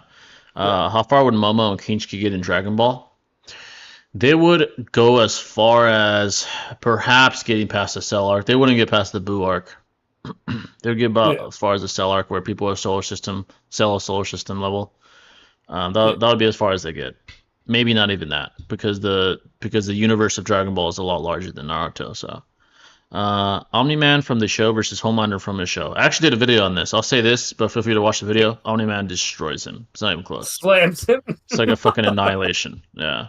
I don't think Obito's... And bro, there's not a single YouTube video out there that doesn't have that verdict either. Everybody says Omni-Man slams no one, him. yeah, besides people that don't know like at all what the hell they're talking about, everyone says Omni-Man wins. Everybody. Yeah. And everyone will agree with that. I don't think Obito's KC in 2-speed, but Kami is faster than himself anyway. Yeah, Kami's faster, obviously, than himself. Yeah, we said that. Yeah. Spider-Man versus Batman, honest truth. Here's the thing, a lot of people that are casual friends don't understand about Spider-Man. Spider-Man, in his own verse, in most continuities, especially Earth 616, which is like the main continuity, he's a fucking genius. He's a fucking genius. He's up there with like, there's this one story that I read where Reed Richards tried to capture Spider-Man with this device, but Spider-Man was so fucking intelligent that he was able to like defunction the device, and Reed Richards was like, "What the fuck is this kid? He's fucking brilliant." But as far as this battle, we can all say with prep time, saved the Avengers with his intelligence. Literally, I forgot what the comic story was, but someone was manipulating him and the Avengers, and so on and so forth, and it took Spider-Man to outthink and hacks and all this stuff, whatever, blah, and save everyone. And everything went back to normal because of his intelligence, not even Iron Man. Yeah, literally. Well, we'll say this. With prep time, Batman has defeated God, so with prep time, Batman wins. But without it, Spider-Man, his physical prowess, his intelligence, if Batman doesn't have like a special suit on, he just has his regular, utility belt, Spider-Man probably would beat him, one-on-one, if no prep time is allowed, if they don't know about each other. Because like year 0, year 1, like all the early years of Batman, unfortunately, there's nothing he can really, like, this is nothing he can really do. You know what I mean? Like, it's exactly. He's literally human level at that point. Spider-Man is a fucking AKA Spider-Man, So like it's just not even, that's not even a competition. Like even Bane, Deathstroke, and like all these crazy crack villains, they would slam early Batman. Like if he had to fight those motherfuckers early on, he would have been probably kill him. He'd die immediately, So and technically the first time Batman ever met Deathstroke, this actually did happen. It was when he was first starting out, and Deathstroke fucking destroyed him. He just wasn't ready for that level yet. Wasn't ready. Until Batman gets to that superhuman level, to that condition, then I would eventually give it to Batman. And the reason why is because Spider-Man, unfortunately, he holds back tremendously. A lot. And even though Batman holds back as well, Batman won't hold back to lose, though. That's the difference. He will go just enough to make sure he wins. Whether if it's breaking your bones, whatever, blah, blah. Well, Spider-Man, he won't even do that. He won't break your bones. He won't, he's a very gentle. good-hearted person. Yeah, he's very gentle. Very gentle. So unfortunately, just like what we see with the dichotomy between Superman and Batman, Batman will exploit that just like Superman, but this time it'd be with Spider-Man, and that's even worse because Spider-Man's obviously nowhere near Superman. So then you have that, like Batman would definitely win. And not only that, if you analyze the Marvel comics, Daredevil has beaten up Spider-Man. Punisher has beaten up Spider-Man. Captain America, like all these motherfuckers that should get bodied by Spider-Man, but it's because he holds back and he's just such a good-hearted person. That's kind of his downfall. It's a weakness that he does. That's why his villains even have a chance at all. That's why he's like fucking. It's fair game with his villains. Like, but the moment he goes all out, he can stun his villains or kill them in a heartbeat. Literally. And that's why Batman in comics as well. Yeah, Batman would have to like lecture Peter after that. I think, Peter, you're powerful, but you hold back, and that's why I gain the advantage. That's some shit he would tell Peter. He'd be like, "You can't do that shit, bro." Because I'm a good Superman. Yeah, he tells like Clark, you hold back too much. That's why I gain the advantage. I use that. Your very heart is your weakness. That's how I beat you. It's like in his contingency plans is exploiting that, his kindness. That's how you take Superman out. So it'd be the same shit with Spider-Man. It really would. Who you got? And if we take Prime to Prime as well, Batman absolutely would slam even in a hand-to-hand, because like the Batman all the way towards the end of the comics is just ridiculously cracked with just a normal suit. He's like swapping hands with like super fucking enhanced people and shit. Yeah, he's fucking cracked. Yeah. Who you got, Shakur or Tank? I think Tank is more seasoned. He's been against more world-class competition. Shakur is very technical, but I think Tank's power might be able to like ward that off and perhaps make him make mistakes because power isn't taught. Power changes things. Power and speed, kind of like what we saw with Ryan versus Haney. I know people are gonna say, "Oh, he cheated," whatever. He dropped Haney like 1,000 times. Cheating is not gonna help you drop people 1,000 times. I think Tank probably wins that one right now. I think Shakur has potential, but he's still growing. Tank's already like in his prime, so. So Minato blitzed the Kamui reactivation speed. Obito isn't as fast as Minato. Oh, he isn't as fast, but it's really close. It's like very slight Yeah, edge. very, very Yeah, close. really, really close. I mean, Minato Like says it again, himself. Yeah, the reason why Minato beat him is because he took that one moment where he is materialized, utilized Flying Raijin, was at his blind spot, and Obito didn't have enough time to reactivate Kamui, and he got blitzed. yeah, But again, that only was possible because of Flying Raijin. If exactly. Minato didn't have Flying Raijin, that would have never happened. It would have been much, much more difficult, especially when you're relative to Yeah. somebody. And if anything, it would have probably been impossible, and Obito probably would have won that. Probably would have won. Yeah, exactly. It was Yeah. that close. DBZ does nothing better than Naruto as a show. Naruto clears in every aspect. I don't know about every aspect. The battles are pretty great. Not Ball. every, because if we're talking solely just fighting and all of that and going blow for blow, Dragon Ball definitely takes that. It's not even a competition. It'll take it.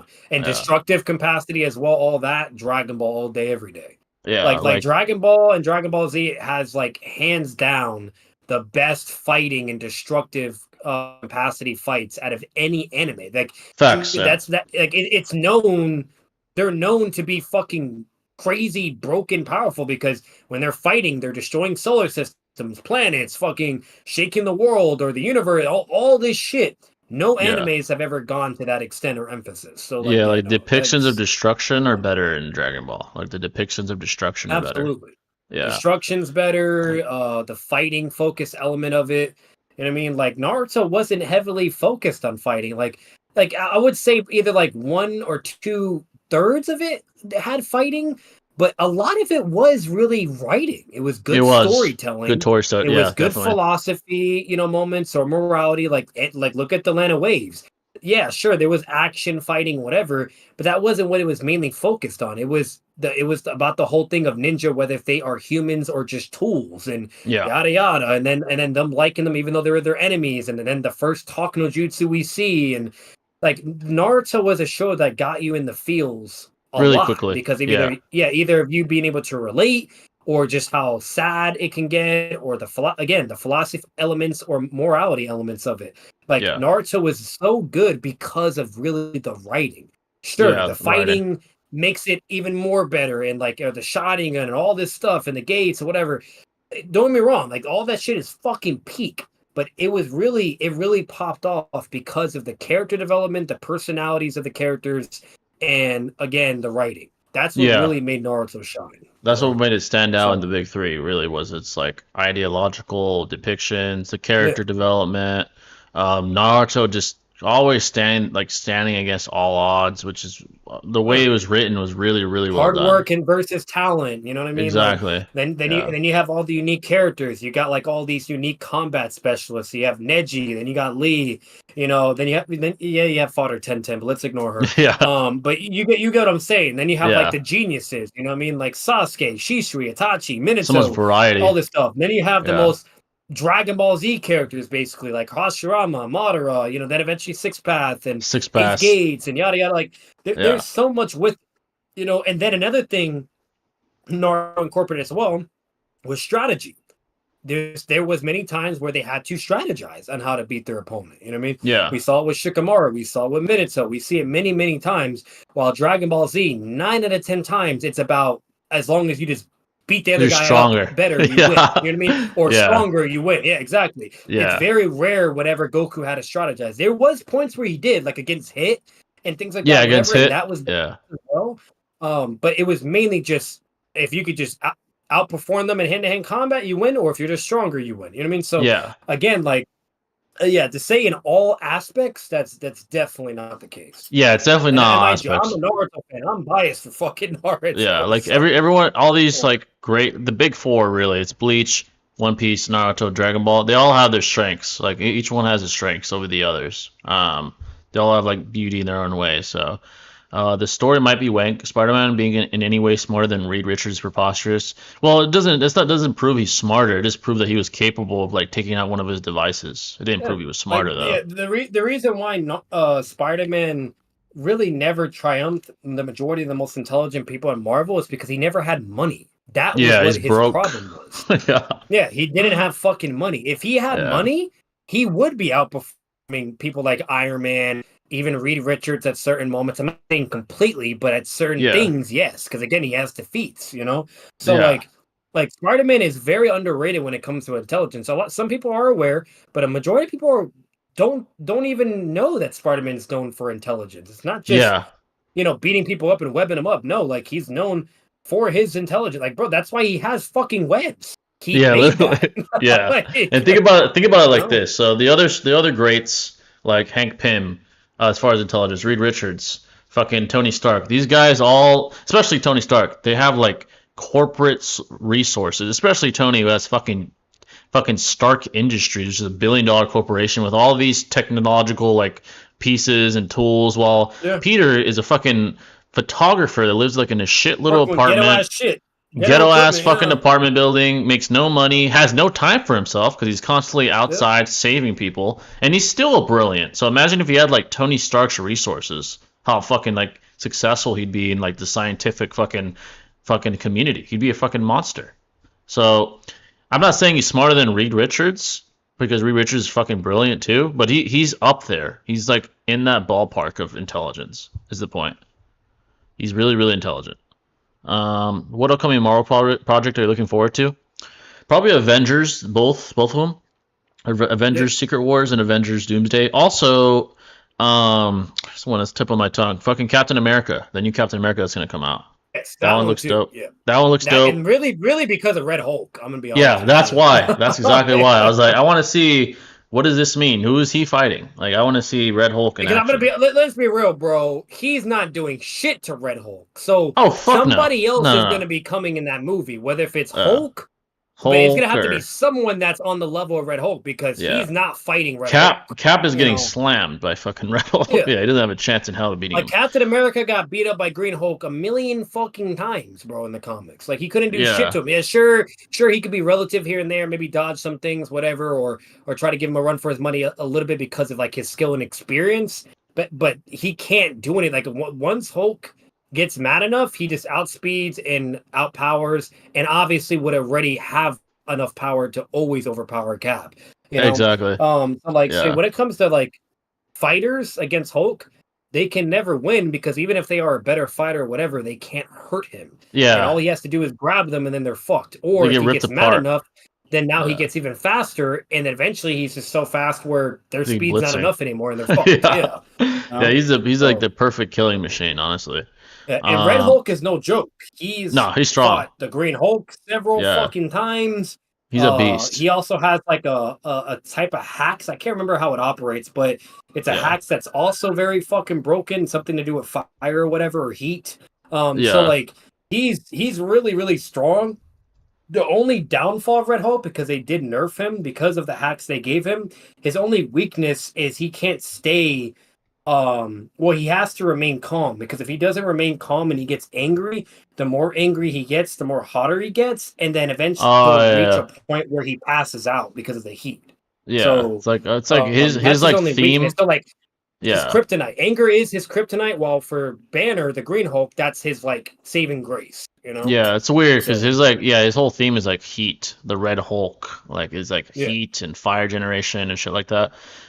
He's definitely powerful. Definitely giving Red Hulk, Bruce some tough times. It'd be cool to see him in that movie. I'm really interested to see like Yeah. Like what his role the would be. reason why the Red Hulk is so cracked too is because when he first transforms, he immediately starts off at his prime, at his strongest form. Exactly. Like he's basically reverse Green Hulk. So Yeah. when he transforms, he's as strong as he could possibly be, which is why whenever Green Hulk fights him at first, he's destroying Green Hulk. Yeah, it's like the because upper Green hand. Hulk, he'll be at Yeah. his weakest form, and Yeah. he'll get stronger and stronger because of the anger, and that's how he always normally beats his opponents, unless the opponent is smart enough to beat Hulk's weakest form before he can get stronger. Which Yeah, it's AKA, almost like the only a person that's done that is Thanos. You know? yeah, it's almost like Abomination. He starts out like at his peak and shit, and that's why like Bruce gets fucking washed at first until he starts getting pissed, and then he gets the upper Yeah, hand against Abomination. exactly. So yeah, I'm actually pretty interested. That's why I'm looking forward to to the movie with Cap and Red Hulk. We'll have to see. Batman versus Reed in chess. Reed Richards. Batman will Probably win that. Batman. Prep time. I'm just kidding. Yeah. Like prep time, he wins. I'm just kidding. Right. Um, Yeah, there is a why. It's his intelligence feats. It's just again, it just cliffs over. he outsmarted Like Brainiac. Yeah. yeah. Yeah. And in chess, the whole thing about chess is literally just strategy. And Tacti- Batman yeah. takes that all day, every day because he's literally known as a tech. Yeah, he's more of a So, tactician than Reed. Reed isn't a like he can be tactical, obviously, but he's known as like a innovator and like a scientific yeah. mind. Batman is like a And to try to help preventing yeah, extinction events or the big bad villains, whatever. While Batman, he has literally like a 95% win rate whenever he's strategizing, being attacked, literally, fucking yeah, the whole nine. Like Reed, the man is always struggling with Doctor Doom, which rightfully so. Doctor Doom is no joke, but the dude 9 out of 10 times is struggling whenever he's fighting his adversaries or whatever, blah blah. While Batman, he's just casually going through everybody, So exactly. there is a difference. Like Reed is very, very intelligent, but it's for different things. It's not Yeah, different for things. it's not for what Batman does, which is just on the fly combat, analysis, all this stuff. So again, like with chess, which boils down to like your comprehension, strategy, analysis abilities, and on the fly type shit, Batman would definitely beat him in that. Yeah, he's brilliant in like the fields of combat, tacticality, espionage, weapons. While Reed is like he's brilliant in like scientific academia, like technological advancement, technology manipulation, shit like that. Bro, if Spider-Man could try over Reed, come on, Yeah, exactly, exactly. Imagine what the bats would do. So I'd give it to Batman. Paynar Kakashi versus Conan. I think Kakashi could his sniper head, honestly.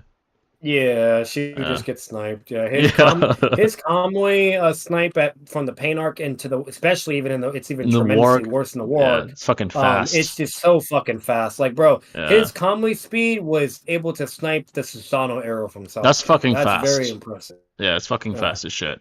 He even perception blitzed Pain. Yeah. When Pain did the Shinra Tensei on the nail, he Kamui'd the nail and then pretended as if the nail hit his head. Like I killed him. Faked his death. Yeah. Like, that's Literally. how fucking fast Kamui is. That shit bro. is fast. Yeah, that shit is pretty impressive. Like the only reason why he didn't use Kamui on Pain is because Pain could just more than likely just like Shinra Tensei it or something. Yeah. Or better yet, like you just get brought back or whatever, so it didn't even matter. Like that's why probably matter. Kakashi didn't use it. Yeah. Because like it wouldn't do anything, right? It would just only prolong the inevitable. But the only time Kakashi used it was just to outsmart him, which he did. Yeah. And again, like that's very impressive. So like it can react to Shinra Tensei Tendo Pain, to Susanoo Arrow Sasuke. Like it's very fast. Exactly. Yeah, it's a lot faster than people realize, to be honest. Where are the internet trolls at? I don't know, man. They talk shit. Here we are. I mean, they're never coming. They never pull up. They never pull up. It's funny. Always same shit. Yeah, same shit, different day, That's man. why we don't do this. Yeah, that's why we don't do these, it's bro. Rare because they don't pull up. You don't. The last time was when I formally invited some of our enemies and they showed up. That's why they came. But like fucking and certain even people. back then when they were all talking that shit, aka Loco and Noodles back then, they were talking all that shit in stream about me and you. Yet they didn't even come in. Still didn't pull up. Yeah. Noodles, like I was right here. Noodles was here too on his stream. He didn't come in. So I mean, yep. It is what it is, man. So do you guys think Prime? That's why I don't take them seriously. Like if I ever see them running their mouths on the server or whatever, I'll either just block them or I'll just put them timeout or whatever. Because it's like they're literally just there to troll you. Like they're not about it. They don't. They're not. They're not. Like yeah, no. Do you think Prime Hinata can win against a Prime Sakura? Prime Sakura is stated to be. I mean, it could be hyperbolic or not, but like relative to Naruto and Sasuke, like in their prime, Hinata did get Hamura's chakra, but I still don't think that'd be enough to beat Sakura. Honestly. No, Sakura. Yeah. Like they could probably be similar in scaling base to base, but the moment she does 100 healings, fuck no. Yeah, she's getting cooked. And I'm going Um, to be honest with you. I think even base Sakura beats Hinata, and the reason why is because Hinata, I'm sorry, but manga and anime, she's never training. She's always in the house being a housewife, while Sakura yeah, never. is doing medical shit still and going out on missions and backing up Sasuke and Naruto when they fought against Shin and shit, you know? And she Yeah. had a full-on death battle against Shin, who had fucking millions of MSs all over his body. So, like, imagine Yeah. having, like, fucking 50 plus fucking MS precognition, bro. Yeah. And she's able to go hand to hand with that motherfucker. You know, Yeah. like Exactly. Sakura in base is fucking cracked. And mind you, that dude was giving Sasuke a hard time. To be fair, he was nerfed, but he was giving nerf Yeah, Sasuke a nerfed. hard time, which is still impressive. That's Still still impressive. impressive. Yeah. Okay. And Naruto, he was giving him a hard time because he outsmarted him because Naruto was rusty. He hadn't fought in a long Yeah, he's time, you rusty. know? And so like either way, so like she's fighting, you know, something that was pretty impressive because again, he was fucking up Naruto and Sasuke, you know? Yeah. So yeah, she's Exactly. cracked. So like she just has way more evidence and feats, and along with the statement Jay reference that just put her blatantly above Hinata, even in base. You know? Yeah, exactly. So, What are the worst movie projects in recent years? Easily Thor, Love and Thunder. That shit was fucking dog shit. It was Thor horrible. movies are ass. I didn't Fucking like. I'm terrible. gonna be honest. I only liked the first one. The Yeah. first one was the only one that I thought was really fucking good. I really Yeah. enjoyed it. I fucked with But the moment Thor. the second one came out, I was Yeah. like, no. Then the third, I was Yeah. like, what the fuck? And then when that shit, Love and Thunder, I'm like, what the fuck? That shit was fucking dog shit. And so was She-Hulk. That TV show was fucking ass. Trash. So those are Garbage. fucking trash. Like, bring back The Punisher. only time I actually enjoyed She-Hulk was when Daredevil came into it. Yeah, literally, like the best part of the fucking show. Bring back Daredevil, bring back Punisher. No one gives a fuck about She-Hulk. Fuck her. Fun And fact, that show is already done in production. The new Daredevil show. bro, Punisher's gonna be in it. And then fire. also they said it's gonna be darker and more That's what bloodier we than even the need. Netflix Daredevil show. Yeah, that's what we So, need right now. That's what we and the need. fact that they said it's gonna be darker and more blood than Netflix Oh my god. Daredevil, that's pretty fucking crazy because Netflix Daredevil show and Punisher show, it was pretty gruesome and dark. It was, You know, like, especially I'm Punisher. very surprised Disney Yeah. is willing to go to that dark element and go even worse than what they did Facts. already. Maybe You they know? saw Deadpool talking shit about him in the Deadpool movie, and they're like, "Fuck it, let's just go dark." Well, Fuck it. well, here's another fun fact. I saw Kevin. So they actually made the Daredevil show, but Kevin Feige saw the script and he watched the show and he was pissed because he didn't say why. He didn't Yeah. say why, but he said it was horrible. He said it Oh, was thank God. bad, but he didn't give the details of why. So what I think what happened is they probably made it like the bullshit Disney was doing, like all She-Hulk. jokes, laughing. Yeah, exactly. They probably were trying to make Daredevil like She-Hulk, probably, you know, or like to make it very like, you know, basically imagine trying to make Batman like Superman or Flash. You can't. Oh, do hell that. no. It's Batman. Yeah, You know what I no, mean? definitely not. Like you can't have a fucking bright theme, cracking jokes, like, you know, like, or like the bullshit I did with the Justice League, where Batman's over here smiling all the time, cracking jokes, and you can't do that shit. You know, Yeah, Daredevil. literally. When you watch the comics of Daredevil and Punisher, they're very fucking dark. It's You know, supposed to be, literally. Daredevil City is basically Gotham, if that's the Yeah. best way to say it. Hell's if I'm being Kitchen. honest. Yeah, So, literally. Yeah, that's literally called fucking Hell's Kitchen. Yeah. So like, Daredevil literally lives in AKA Gotham, but of the Marvel verse. So again, it has to be dark. It has to have those certain elements or whatever, especially with the Punisher. Oh, It's hell the yeah. fucking Punisher. The Punisher, you know? bro.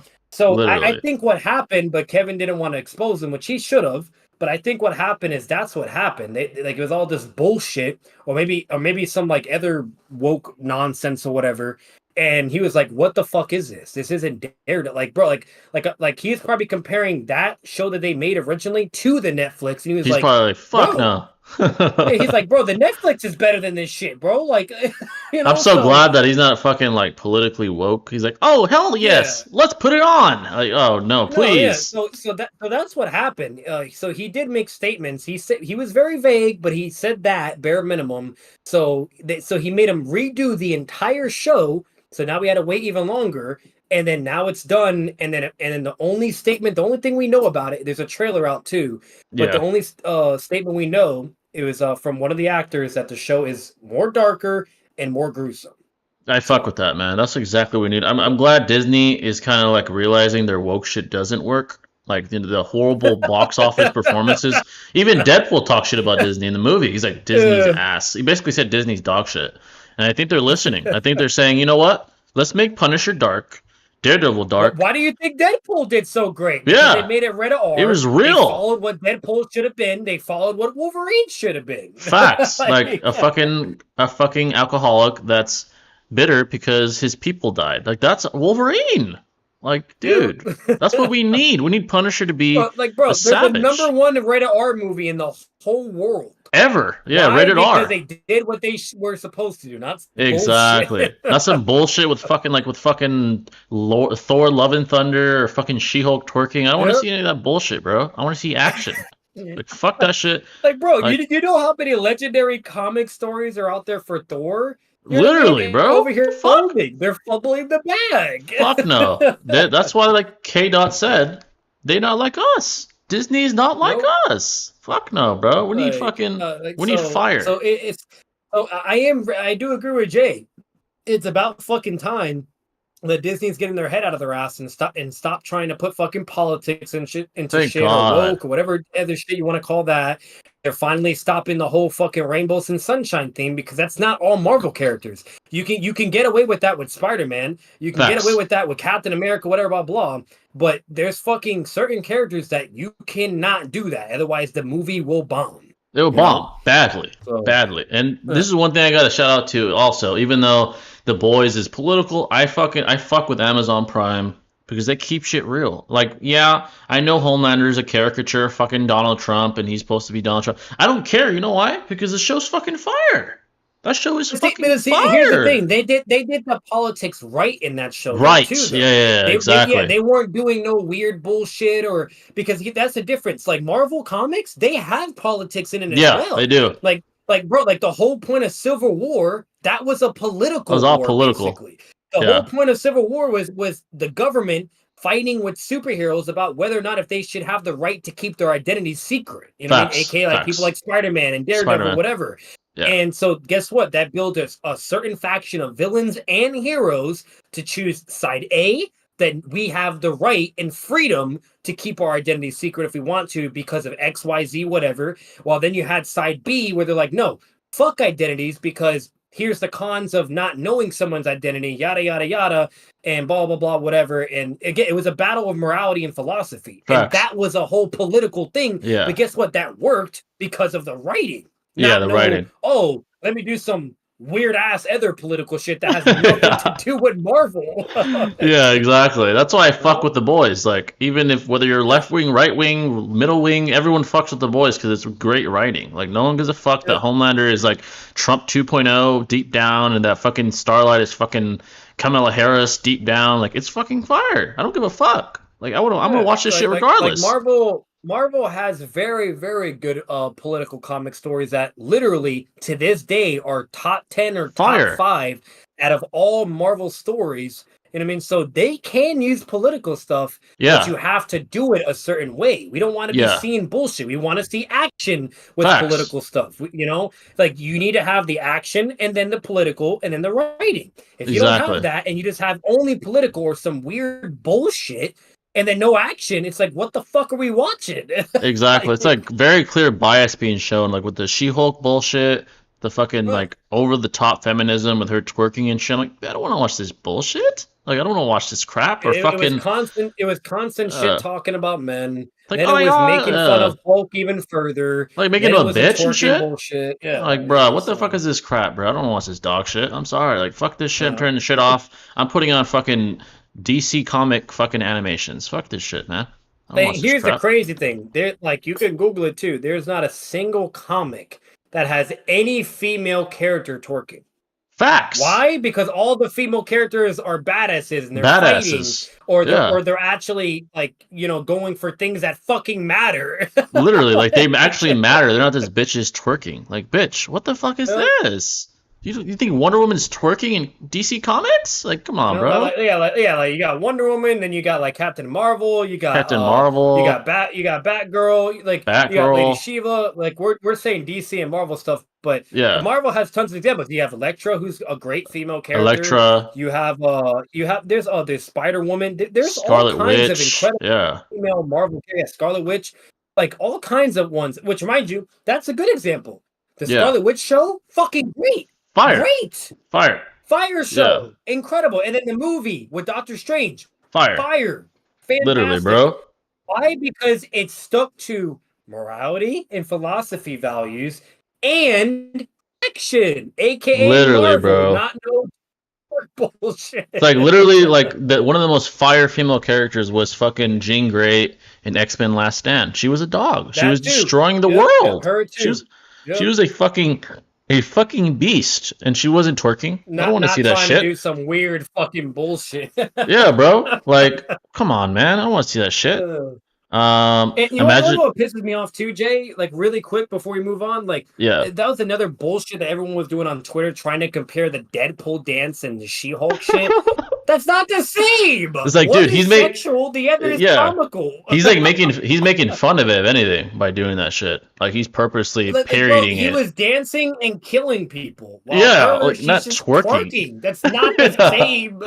He was like almost parodying that shit by dancing and killing people. He's like, this shit is stupid.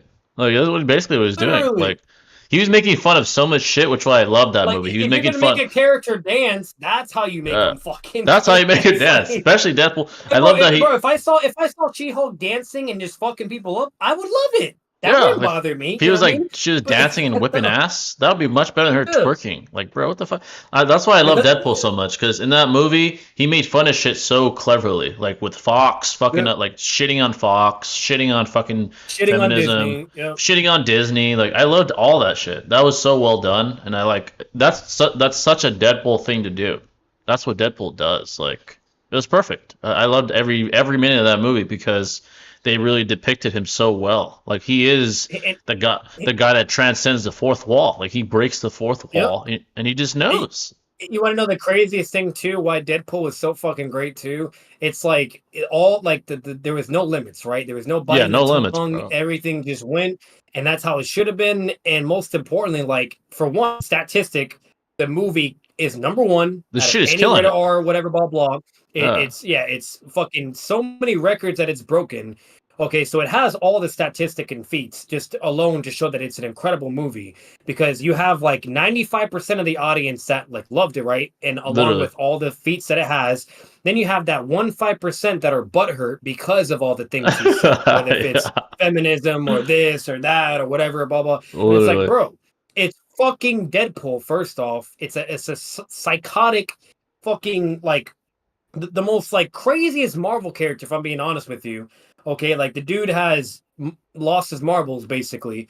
So like, who cares? Why are you even getting bar again? Like, why are you applying your principles, politics, and all this bullshit into fucking Deadpool when again it's a fictional fucking character? Facts, like, that's the whole point. Part about it, that's the whole point. That's literally what Deadpool is. And the saddest part is, most of the stuff he said was not wrong.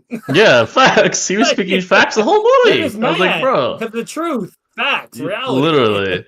Like, he was talking shit to Wolverine, telling him facts. Like, when he fucking popped his claws out, he's like, well, they come out slowly because you're over 40. You're old. You're fucking withering away. And Wolverine got pressed. And then he said facts, too, to Deadpool. He's like, you're a fucking joke. And it sucks you can't fucking die because you don't shut the fuck up. Like, that was real shit between them. And he's like, and you fumbled a relationship with a stripper. He's like, you fumbled with a fucking stripper. You're a fucking loser. I was like, damn. Like, they're spitting facts the whole movie. And guess what? The roast level was like, oh my god, bro. Madara shit, that was Hashirama and Madara. Their fight was Hashirama versus Madara, roasting version. Like, bro, when they were talking shit. Like, bro, that was beautiful. Wolverine hurt his feelings so bad after what Deadpool said. Like, Deadpool literally was quiet for once and then said, I'm gonna fight you now. Like, the way he said it. He's like, you're the first guy that ever roasted me and it hurt. We're fighting now. I was like, oh shit. I was like, and that's the best way. Has defeat over Deadpool? That's like a top no jutsu. silence the merc with the mouth. Yeah, he's literally he talked no jutsu Deadpool for like 10 seconds. I was like, Yep. bro, that's a feat. Like no one does that shit. Nobody. And that clip went viral too, everywhere. Mind you, the movie's still Everywhere. in theaters, and that Yeah. clip is everywhere on YouTube, every social media. And they, at the end, he's like, "Do you have anything to fucking say now, mouth?" And he's like, "Oh shit." Yep. He's like fucking Bro, silent. imagine a clip being so viral while being in the movie theaters. And mind you, it's illegal to post that shit on social No one gives media, a fuck YouTube, you now. name it. But nobody, Yeah. that's how That's how legendary good it that was, movie is. bro. Oh my Bro, god. even all the people that are supposed to be taking those videos down or clips down and They're business not because doing of pirating, whatever, blah shit. blah, and it's still a thing, they Yeah. don't give a fuck. I don't give a fuck. Fox is like, "Hey, fuck it. Let's let it roll, man. Fuck it. Well, Fucking let Marvel cook." Yeah, I was like, why? bro. Because the amount of money it's doing for them, they're like, hey, this is technically a good thing, even though it's illegal. Yeah. Yeah, literally. Like, hey, they're gonna see this clip and they're gonna come to the theater. They're gonna come watch this Yep. shit. So fucking honestly, it's crazy how it's a damn good movie and it's the number one earning R-rated movie ever. It surpassed Passion of the Christ. People might think it's a hot take, but I do think it's better than Spider-Man No Way Home. Honestly, I really do think. And that movie is so good. incredible with Tom, Yeah. Toby, and it's incredible. And mind you, I'm biased for Spider-Man. I love Yeah. Spider-Man more than Deadpool and Wolverine. It's so but good. I really do think Deadpool and Wolverine was a better movie overall. I think do it was that. it was more consistent than No Way Home. It was just like good, like really fucking good the whole way From through. beginning, middle, and end. Exactly. It was really good. Like No Way Home had its peaks, like especially when they fucking all like battled. That shit was but it fucking didn't amazing. happen until like Toby's villains came into it and shit. Yeah. Like, you know, like it took for like Andrew and Toby's villains to really. Well, I'm gonna be really honest. It wasn't really Andrew, but it took for Toby Maguire's villains to really make that movie start getting crazy and shit. Like with the whole Yeah. Green Goblin fight and hotel and Exactly. all of that, Yeah. and then eventually seeing Andrew and Toby. That's why that movie really, really went fucking crazy. Yeah, exactly. While Deadpool, from beginning to end, just It was on just fucking point, bro. peak. Yeah, it was on point the whole time. I was like, bro, this shit is fire. No Way Home was like it was like a kind of like a rise. Like it wasn't fucking peak right away. It had to like build up to Yeah. like the peak. So honestly, Deadpool might be better. Honestly, it's really fucking good, man. Like the only other pink moment Spider-Man had was with Daredevil in the Yeah. beginning too. That was cool to see him. that was you know? cool. That was definitely cool. They have to make a movie with those two, honestly. Future over Eminem, Drake, and J. Cole? No, Future's not over any of them. Yeah. Definitely not. You should try Agents of Shield. I've watched a little bit of it, but I never finished it. I liked it. Agents of Shield. I just never finished it. Just pray to God And that I'm Marvel not, won't. I'm not the only one, by the way, too. Everybody's saying that shit on social media. That's Shit better is than fire. Spider-Man. Because they're literally comparing those two movies. They're comparing now because everybody agrees that's what's been saving Marvel's ass recently. Facts, bro. Was Spider-Man and Deadpool. You know? Those are the best movies of the last like 4 years in the MCU. Honestly. Yeah. What's the best? What's the best and worst X-Men movie? The best X-Men movie would be, in my opinion, let's see. There's a couple of them, but I really like Logan. Yeah, Logan. Like it's X-Men oriented. The worst? Yeah. There was one that was kind of I'm trying to think. One was kind of ass. Oh, you know what? It's related to X-Men. Easily the worst. Mutants or New Mutants. Yeah. That movie was fucking terrible, that one's bro. ass. Yeah. I left the movie theater. I was like, fuck this shit, man. I'm not watching this shit. Like, this shit is ass. That was fucking horrible. Well, that was the worst I've ever seen. But you want to know why? Because Fox. So fucking boring, dude. Yep, yeah, Fox. It was so they were like stuck in some shit little fucking like building. It was so fucking trash. I was like, bro. I'm sorry. X-Men, don't get me wrong, they do have some great comic stories. So sure, can you get away with a certain amount of movies or whatever? Absolutely. Yeah. But X-Men really only works if you have them in the Marvel universe, aka literally, bro. interacting with the Avengers and all these other villains and heroes and the Fantastic Four and yada yada yada. Like that's the only way it really works, because again, Marvel has everybody together. It's not fucking separate or in separate fucking universes because our human world wants to be retarded and rights and business and blah blah and copyright bullshit. Yeah, like because Stan Lee said from the get-go, because he was very sad and disappointed of how split up everything was and all his creation of art, which in my opinion Yeah, I think is literally. really retarded. Like he made everything, yet he doesn't have to say That's for how bullshit. everything should be. I thought that was crazy, but Yeah, that's either bullshit. way, he made a statement before he passed, and he said he said he was very disappointed how everything went, but he said this, but I do believe one day Marvel, and at least cinematic wise, it will be how it is in the comics where they all Facts. are together. And that's finally Yeah. happening. It's Yeah. finally happening. Bro, The whole finally, multiverse man. shit they're doing, everything. They're Cause finally bringing stop. everyone together. The Fantastic Yeah. Four, X-Men, you name it, you know? Stan Lee, So, he's basically the Toriyama of comics. He's the comic god. Like without him, there would be no Marvel. It wouldn't fucking exist. So yeah. him, that was like his dying wish. He's like, I know right now it doesn't seem like it. There's woke bullshit everywhere, but hey, they're gonna come together. Marvel will come together and it'll be peak. And it's finally The seemingly only happening. the only people that have been like fucking annoying as fuck still is the whoever is the name that has the rights for Hulk. They've been Oh my assholes. They god, they bro. literally refuse to give us a solo Hulk movie Bro, I and don't like get it. and how Hulk should be done. They They made him refuse to do that, and they refuse to do World Breaker Hulk as well. Yeah, bro. Like they made him a bitch in the Avengers movies. Like, Yep. bro, enough. Like, where's Like they are pissing me off because they're making Hulk a bitch. They're not letting the dude? MCU do any solo movies with the Hulk. Like So annoying, it's dude. so fucking bad. Like Yeah, so but fucking yet annoying. they'll let Hulk be in the fucking a Thor movie. You know what I mean or whatever. Which it was cool. Like it wasn't horrible. Yeah, But like at the same time they did tease like some world breaker Hulk type they shit, like did. some They Easter did. eggs. Yeah, But they didn't follow through on it. they did it. That's what I Like, wanted. I wanted that movie Ragnarok to be World Breaker Hulk, but they made it some other shit. I was like, whatever. I mean, like, or at yeah, least to set it up for World Breaker Hulk. You know what yeah. I mean? That Like, that I the understand it's a amount of Thor movie, Yeah, you the know, amount of movie a movie like that, the amount of money a movie like that would have made would have been insane. They would have bro. made a World You Breaker you Hulk movie, see how crazy Deadpool and Wolverine did, right? Because they got bruh. their head out of their ass and they did what they were supposed to do. And same thing with Spider-Man. When Sony stopped playing fucking games and got their head out of their ass, what do you know? Look how good it did, right? Fucking blew You know, up. because now you're bringing these Spider-Man into the MCU and making it how it should be. Okay, Yeah. guess what?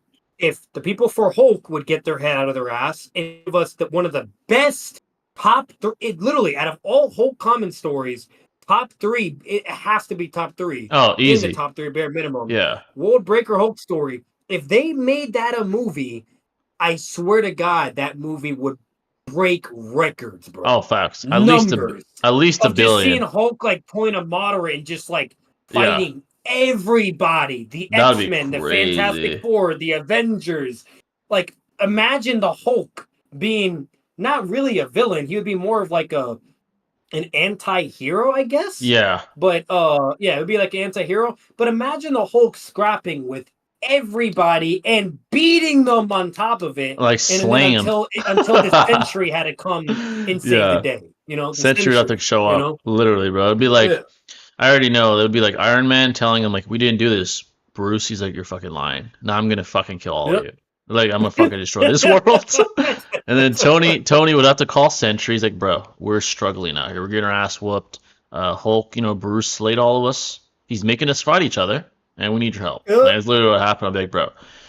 And then when he found out more of the truth, when he found out that it was like his alien henchman that like Yeah. misconstrued what actually happened and it wasn't the Avengers' fault. And when he found that out, he got so angry, like he like went even beyond his form. He was so And like pissed. there was like he went like Super Saiyan basically, but was green. Yeah. He was like Broly basically. Yeah. He was fucking Yeah, pressed. he goes Broly, and he was so strong at that point by like taking a footstep destroyed the entire eastern seaboard. Yeah, he was a fucking Like monster. the whole portion of a whole planet just with a footstep, bro. Bro, he was like fucking crazy. continental level footsteps. So I was like, bro, what the fuck? Imagine him like punching as hard. He would destroy the. He destroyed probably the would have destroyed planet. the planet immediately. Yeah. He would literally. Like It'd be fucking casual. He's like planetary punches, like one shot Yep. fucking planets, like on some fucking Dragon Ball shit. I was like, bro, what's happening? He was cracked I'm as telling, fuck. like, bro, I'm telling you, if MCU would get their head out of their ass and eventually do a World Breaker Hulk story, It would be insane. And the like the really unfortunate part about it is since we technically already lost Captain America and Iron Man, like Uh, it's not going to hit as hard because Iron Man yeah. was a big player to that story. They would either have to like replace someone and make a new Iron Man or whatever, but or they're going to do the Iron Heart whatever with her. Oh yeah, that one Um dude. Yeah, yeah, because I know that's in the works with because they're setting her up to be like the next the Iron Iron Man Heart. in a sense. Yeah, Yeah. But either way, so like that's the problem because since they've been fucking around for so long, it's not going to be as incredible as it should be, but they could still pull it off. I do yeah, they think they could. could if They need like the if Illumin. they tried to do it.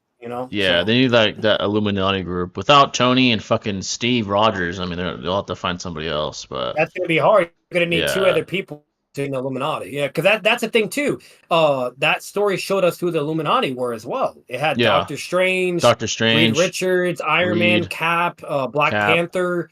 Yeah, I think there was like one more person, but yeah, it had all those motherfuckers. they sent Bruce off to So like, we're sorry, buddy, you're too dangerous. We're sending you away. I was like, damn, bro. literally, they're like, you're so strong, we have to send you off our planet, bro. He got so pissed. He's like, fuck y'all. He Yep. destroyed his fucking ship and landed on that fucking Oh yeah, he planet. got so mad, bro. Yeah, he went out of that ship, fucking bodied the whole planet there, ruled Yeah. it, clapped a chick's cheeks. You know what I mean? Literally some had kids, bro. Yeah, And then, and then when the ship blew up that he came from originally, and yeah. it destroyed the planet and everyone he loved and his kids Oh allegedly, my god. like that's when he took on the vengeance mantle, bro. He It was was so deep. pissed. It's like first they send him away to imagine in his perspective, they send him away to a new planet. Then from his perspective, they blow up his planet. He's like, bitch, what do you want from me? Like, I'm not on your fucking planet. Like, I'm gonna fucking kill all of you now. Fuck y'all. I'm coming back. I Yep. was like, And bro. the craziest thing, he didn't even start with Earth. He went to the moon where the Inhumans were. Like that's Yeah. a whole other organization, and He's the like, fuck it. Inhumans are like really fucking powerful. Like the what's his name? The Black Bolt. I forgot what his name is. Oh, But if Black he Bolt. speaks, yeah, he can like shatter like planets, Yeah, he's fucking moons, strong. whatever, just by Yeah. screaming. You know what I mean? That's why he has to whisper. And Yeah. like when Hulk pulls up to the moon, bodies all the Inhumans there, which are very powerful individuals that are there, then fights like the strongest dude, which was Black Bolt, and Black Bolt like whispers no when Hulk yells, "I want to hear you scream." Oh, because Yeah. that's what it was. Black Bolt is part of the Illuminati as well. That's Yeah, why yeah, he Black went there. Bolt. Yeah. He was the one that's in it too. He's Inhuman. Yes, the whole point of the Illuminati is they wanted to have someone as a leadership role from each area. So from Wakanda, Black Panther, Avengers, Yeah, Iron Man, right? And Iron Captain Man. America. Doctor Strange is with the whole sorcery shit. Yeah. X-Men was Professor Charles. That's who was in Illuminati. Yeah, Charles as well. Xavier. Professor Yeah, Charles, yeah. the bald dude. Uh-huh. Yep, yeah. So that's what they did. So that's Hulk went after the people that were in the Illuminati, basically. And He's like, guess I'm what? killing If you all go y'all. after the people that are in the Illuminati, they have friends and family, which is aka Avengers or X-Men, and like the Illuminati He is like slayed all our kind of funny. asses. Yeah. Literally, the Illuminati is kind of like hilarious, and it's actually really smart they formed that organization because if you basically fuck with the Illuminati, you gotta fuck with their family and friends as well. Like that's Yeah. the crazy part It's like about that's it. like a fucking big ass chunk of the Marvel verse is like fucking with the Illuminati. It's everyone on Earth. Yeah. It's every fucking organization you're basically fighting. And At least Hulk is heroes like, wise, right? yeah. But And Hulk's like, I don't give a fuck. I'm gonna kill all of yeah, y'all. Okay. Hulk pulled up to the moon. He's like, I want to hear you scream because he knows like he's really strong with words and screaming. And Black Bolt whispers no. He breaks Hulk's bones, but then Hulk stands up, heals immediately, and he's like, "Nah, bitch, I said scream." And then he grabs his body, breaks his bones. Oh my He god. screams because he's in pain, and Hulk just eats that shit and then knocks Yeah, him out. His and durability, captures him. his durability was too fucking high. Not even his screams were doing shit to him. I was like, bro. And his screams are planetary, remind you. And Yeah, literally. like, that's Like, most just insane.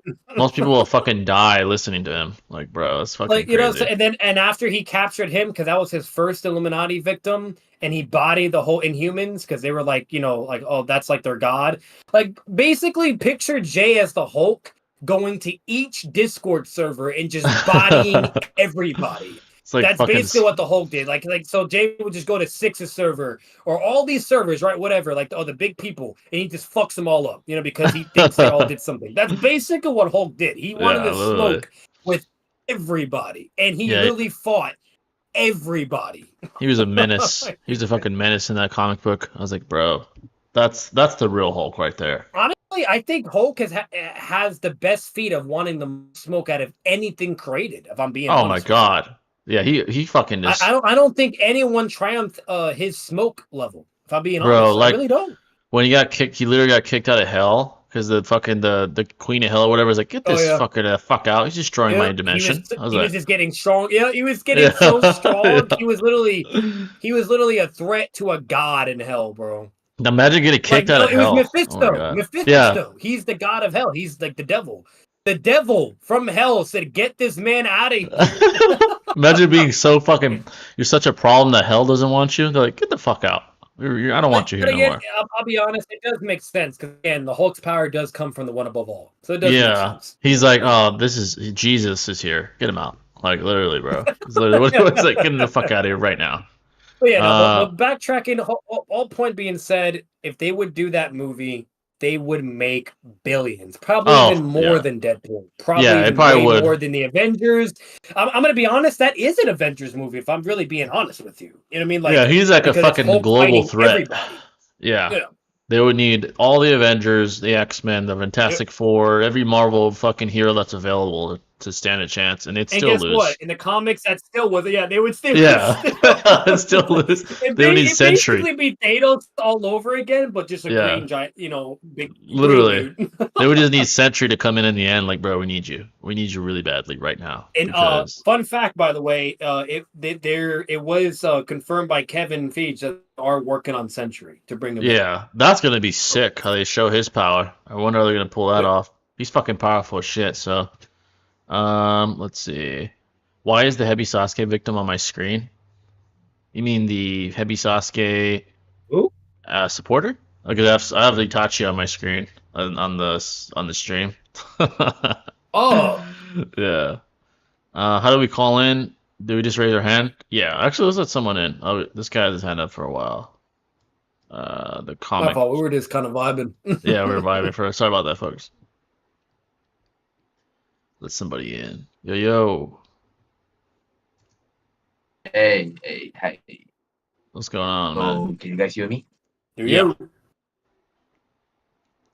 So I want to first touch up on the Ghost Rider thing that I think it was Sir Goat who talked about it first. Oh, So, yeah. about the whole penance thing, it was actually stated in World War storyline that he actually did use it on World War Hulk, but he can't use it. And not because he's too strong, because from a morality standpoint, because if you think about it, Hulk didn't do nothing everything that wrong. happened to World War Hulk, it actually justify his actions. So it depends on what you guys think. If does it justify Itachi's actions given the context? Like, because if it does, then the penance doesn't work. I do see what you're saying. Honestly, And to it's further it's emphasize kind of hard to that, it gauge was that actually because it boils down to the spirit of vengeance comprehension on morality. Then because Yeah. if the spirit of vengeance also thought in- if the in spirit of that vengeance fight, if the spirit of vengeance thought the whole was justified, so therefore it's not gonna like fuck him up with the penance there, aka Marvel Tsukiyomi. What's it called? And it said you get a free pass, go fuck people up because you're in the right. Then you basically got to correspond everything Worldbreaker Hulk went through and correspond that to Itachi, and whether or not if Itachi would, like that is a good question. Like, what do you think, Jake? Yeah, I think it's certainly dependent upon the criteria of the Spirit of Vengeance. That can certainly vary on like the continuity of the Ghost Rider. Now, the name itself, the Spirit of Vengeance, implies that it's pro-vengeance, and that's what it does itself by imposing like revenge for those that the person it's inflicting this pain on inflicted pain on. Now, Itachi, AKA Punisher. yeah, aka Punisher. So with Hulk, he is enacting vengeance when he's going back. He thinks from his perspective that the Illuminati fucking destroyed his planet and he's like fucking them all up because it's a vengeful act. So the Spirit of Vengeance is going to deem that as like morally righteous and from his own criteria. With Itachi, it's not a vengeful act. He's doing it to avoid war, like on a greater scale. So it's an interesting question because it's not the same sort of root cause for Itachi's actions. So it would honestly depend on Yeah. the continuity and like depending upon the Vengeance judgment, which honestly depends from writer to writer. I would say it wouldn't be the same. He would deem it as perhaps if Vengeance is all the Spirit cares about, it wouldn't deem Itachi Honestly, as yeah, moral. yeah, I Yeah. think it would deem Itachi as immoral, and the reason why is Yeah. because even there was the whole morality argument, right? Whether if he was right or wrong, I know that's a whole other can of worms. But to be fair, the problem though is Itachi does slaughter kids, elders, Yeah. everybody. Like Innocence. he Yeah. slaughtered innocent people were unfortunately killed. He killed all those people, but it was again for the greater good, right? Yada yada yada, right? But the problem is, I think the Spirit of Vengeance would see that and then be like, "Hey, nah, you caused all this pain and trauma and misery, and guess what? Now Sasuke, like, if anything, the Spirit of Vengeance would give a freebie to Sasuke. So, like, if the penance there was being done on Sasuke, He probably he would let wouldn't him. do it. Yeah. Yeah, Yeah. like if it saw everything Sasuke was doing to like the Five Kage Summit, everything, right? The penance there be like, nah, bro, you're technically in the right. You were done Vengeance. dirty. The Konoha, yeah, Konoha Yeah. did you dirty by all means. So like that's the problem. Itachi's not like like Sasuke is more like Hulk than and Itachi's not. So I do Yeah. think Nah. Itachi would, yeah. He'd So he'd be condemned. Yeah. It would yeah, he would condemn be him. condemned. Yeah, he would. Yeah. Yeah. Yeah. And he's at that point he's actually possessed by, I don't know if you know him, but there's a hell called Devator, he's the one who gave Johnny Blade the Ghost Rider power. He possessed him and amped him even further and still say, yeah, I got this there on this Yeah. guy. Yeah, the Spirit of Vengeance is pretty interesting. It's like the whole idea of an eye for an eye, basically. That's what I think it represents with the Ghost Rider's character. So that wouldn't apply to Itachi, especially if he's Martial killing Manhunter fucking is children. Martial Manhunter is more cracked though because that motherfucker can do Tsukiyomi just by a thought. Motion Manhunter? Oh my god. That man's crazy, bro. Yeah, that dude's fucking powerful. There's no morality, no nothing. It's just like, oh, Tsukiyomi thinks and done. Yeah, literally. But yeah, if you got another question, He's- feel free to raise your hand though, bro. I think there's someone else that has their hand up. That was a Yeah, good but- question, though. That was a good That question. that was a good actually very question. good. That was Yeah. very good. Probably the best one we had. So Yeah. I want to talk about how scary the full potential of Uchiha clan really is, because I don't think a lot of people realize that. Yeah. Imagine all the Uchiha clans. I don't know if this is realistic, probably not. But imagine all of them just like EMS. Oh god. Yeah, they'd take over the planet. It'd be a global domination, basically. Yeah, if they were Yeah, how allowed to does grow up. what does Hashirama do against 20, 30 plus Professor Sano? He would lose. You'd lose. Yeah, honestly, like Plus at that point in Madara, time, plus Sasuke, plus everyone. Because Yeah. they all have perfect Susanos, and like Hashirama would have to be bloodlusted and go all out. And even by doing that, by the time he's like taking on a majority of them, it just There's would be too too many. late because Madara would be able to contest him to a degree, but even Madara can get immediately subdued if Hashirama goes all as he did against the bloodlusted. Majestic Susano. Yeah. So like at the end of the day, like some would die, but the moment any of them are hacked, he's fucked. Like friends like Kodo, Hashirama can't counter Kodo. I'm sorry, like that's just No. not, Yeah, no. so yeah, and And EMS Kodo, we bro, don't he's know. cooked. He's fucking cooked. Yeah. There's a reason why Is there a EMS was state, only acquired by like 2 people or like 3, like only the Sasuke and Very Madara. rare. It's so insanely powerful that if an entire clan had it, they'd be by far the most powerful clan in like the entire planet by far. It wouldn't be like competitive. Not even Like, the the Senju. EMS is literally like what that one dude from the Hyuga clan had when he gets that green cloak. You know what I mean? With the Yeah. from the Bakugan clan, like that's basically what it is for them. So like yeah, like again, that's why it was so rare because like the EMS is just fucking broken. You It's know? way too much. Even the MS is rare. But like EMS, Like, bro, you get the yeah. perfect Susano. You have unlimited vision. Like, it doesn't fuck up your body anymore. Like, The 5 nations would be fucked. Let's say that. All of them would. Even Konoha. Kishimoto made the Sharingan way too strong. Yeah, I think he knew to keep it like only to a select few, well, especially that's why the he MS. balanced it. That's why Yeah. he balanced it and only made the MS a lot more common. But even Yeah. the MS was kind of scarce, you know. It's kind of rare too. Yeah, only a few Pretty people sure had that. only Madara and Sasuke has EMS. Yeah, there's a reason Yeah, why I did that because it's too powerful. Yeah, it's too OP for multiple people to have on one team. that's why Sasuke didn't have an EMS when he had the curse mark, because no one could fuck him then. Oh He'd hell be no, like unstoppable.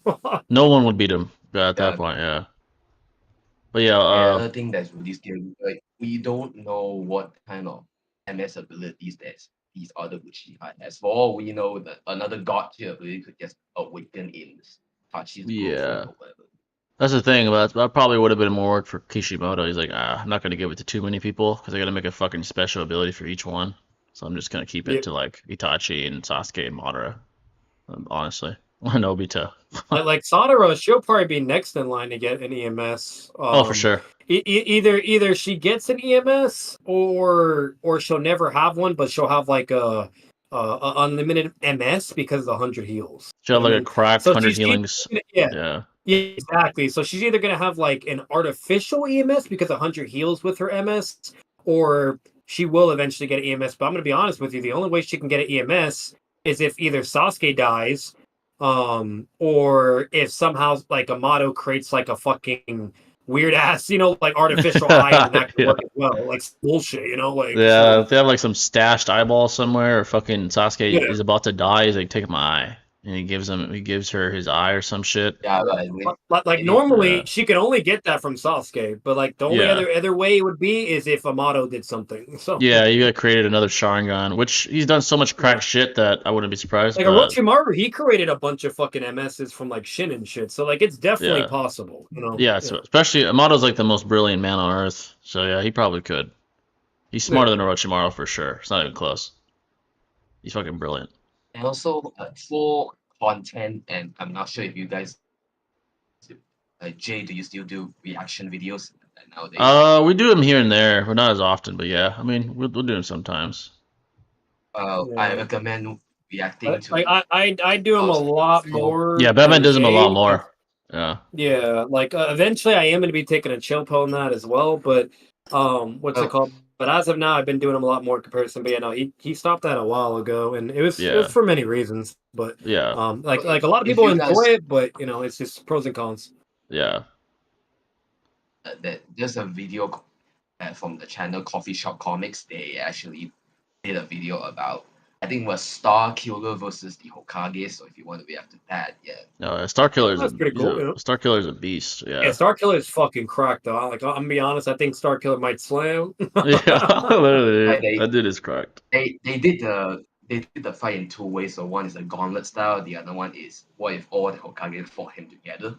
Yeah, honestly, yeah, he's pretty cracked. But yeah, if you got another question though, feel free to raise your hand. I think there's someone else with their hand up. But good questions though.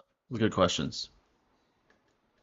Appreciate it. Another question is more like a retrospective of, about the whole what if Gojo was in Star Wars and what if he's a Jedi. Yeah. If infinity was a thing, if he can just bring that forth into reality, well, there's a character called, his name is Palpatine, or Sidious, if you know him. He actually has an attack that cross infinity instantly, and he's a guy. And he can bend space, so I'm not sure. But then again, Gojo will still be pretty strong because if it takes Sidious to fool him, that means he's pretty high tier in Star Wars, at least hacks wise.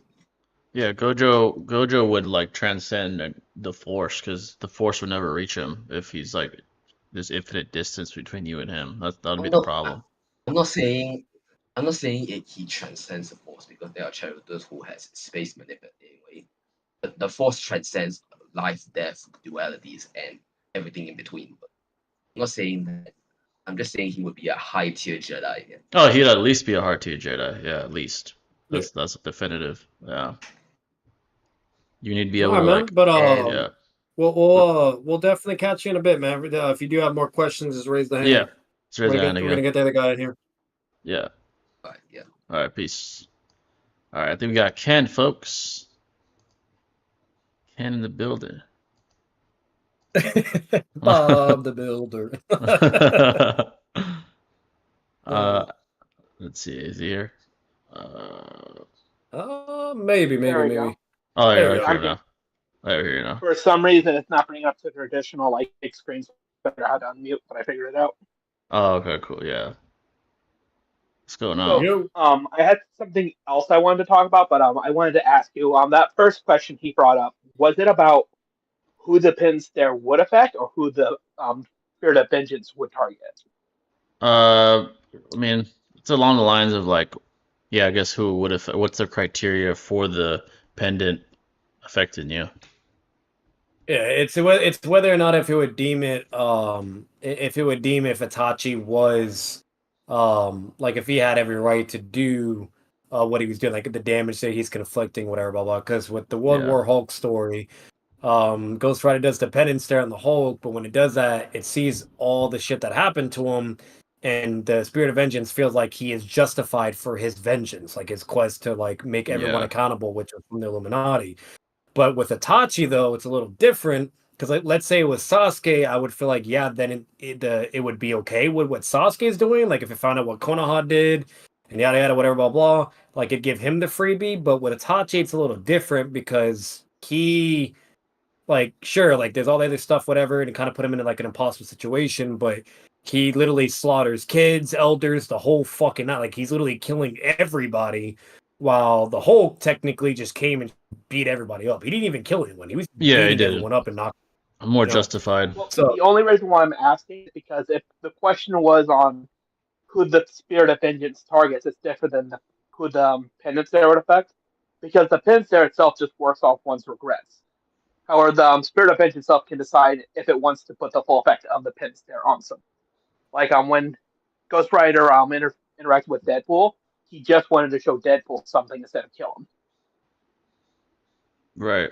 gotcha. Yeah, it was more so about the vengeance, the spirit of vengeance. Yeah, and that's why what Jay was the mentioned question. the continuity as well, like certain Yeah, things continuity with the penance varies. there, and Yeah. things like that. With But what's it composite called? characters and You know, yeah, that's the thing with composite characters. That those sort yeah. of But aspects can we were vary. just mainly speaking on the interaction with the World War Hulk though. That Yeah. penance there, but yeah. Well, I mean, I don't know a whole lot about that one in particular because I haven't seen at least the comics. Yeah. But for the most part, like it's more of a thing on like how much regret the other person has. So like if you regret like a majority of your actions, your soul will be attacked with like that regret. That's Yeah, why that's the what penance there doesn't work on like Mephisto because Mephisto doesn't regret his actions. yeah, that's what we said Gotcha. too. Yeah, Yeah, so if you're amoral, it doesn't affect you. You don't have any empathy. It won't affect you. Okay, I just didn't know if that would have been said or not. The penance there is something I'm actually enjoy because it's one of the cooler abilities of Ghost Rider. But yeah, man. It is pretty cool, yeah, actually. Yeah. Do you have any other I questions? wanted to come in as well. Yeah. Yeah. Well, not really more of a question, more of I wanted to have a brief disagreement with you if that was okay. I Yeah, that's fine. disagree with your take on stage Naruto with 5 Kage Sasuke. You think that what did I say in that video? I said Sasuke wins, right? Yeah. Yeah, you did. Yeah. What do you disagree? So my problem with that, there's two different reasons. One, not heavy Sasuke, 5 Kage Sasuke doesn't really have a way to hurt Naruto outside of the Amaterasu, and he doesn't have the reactive capabilities to react to Sage Naruto. Why don't you think he has the reactive capabilities?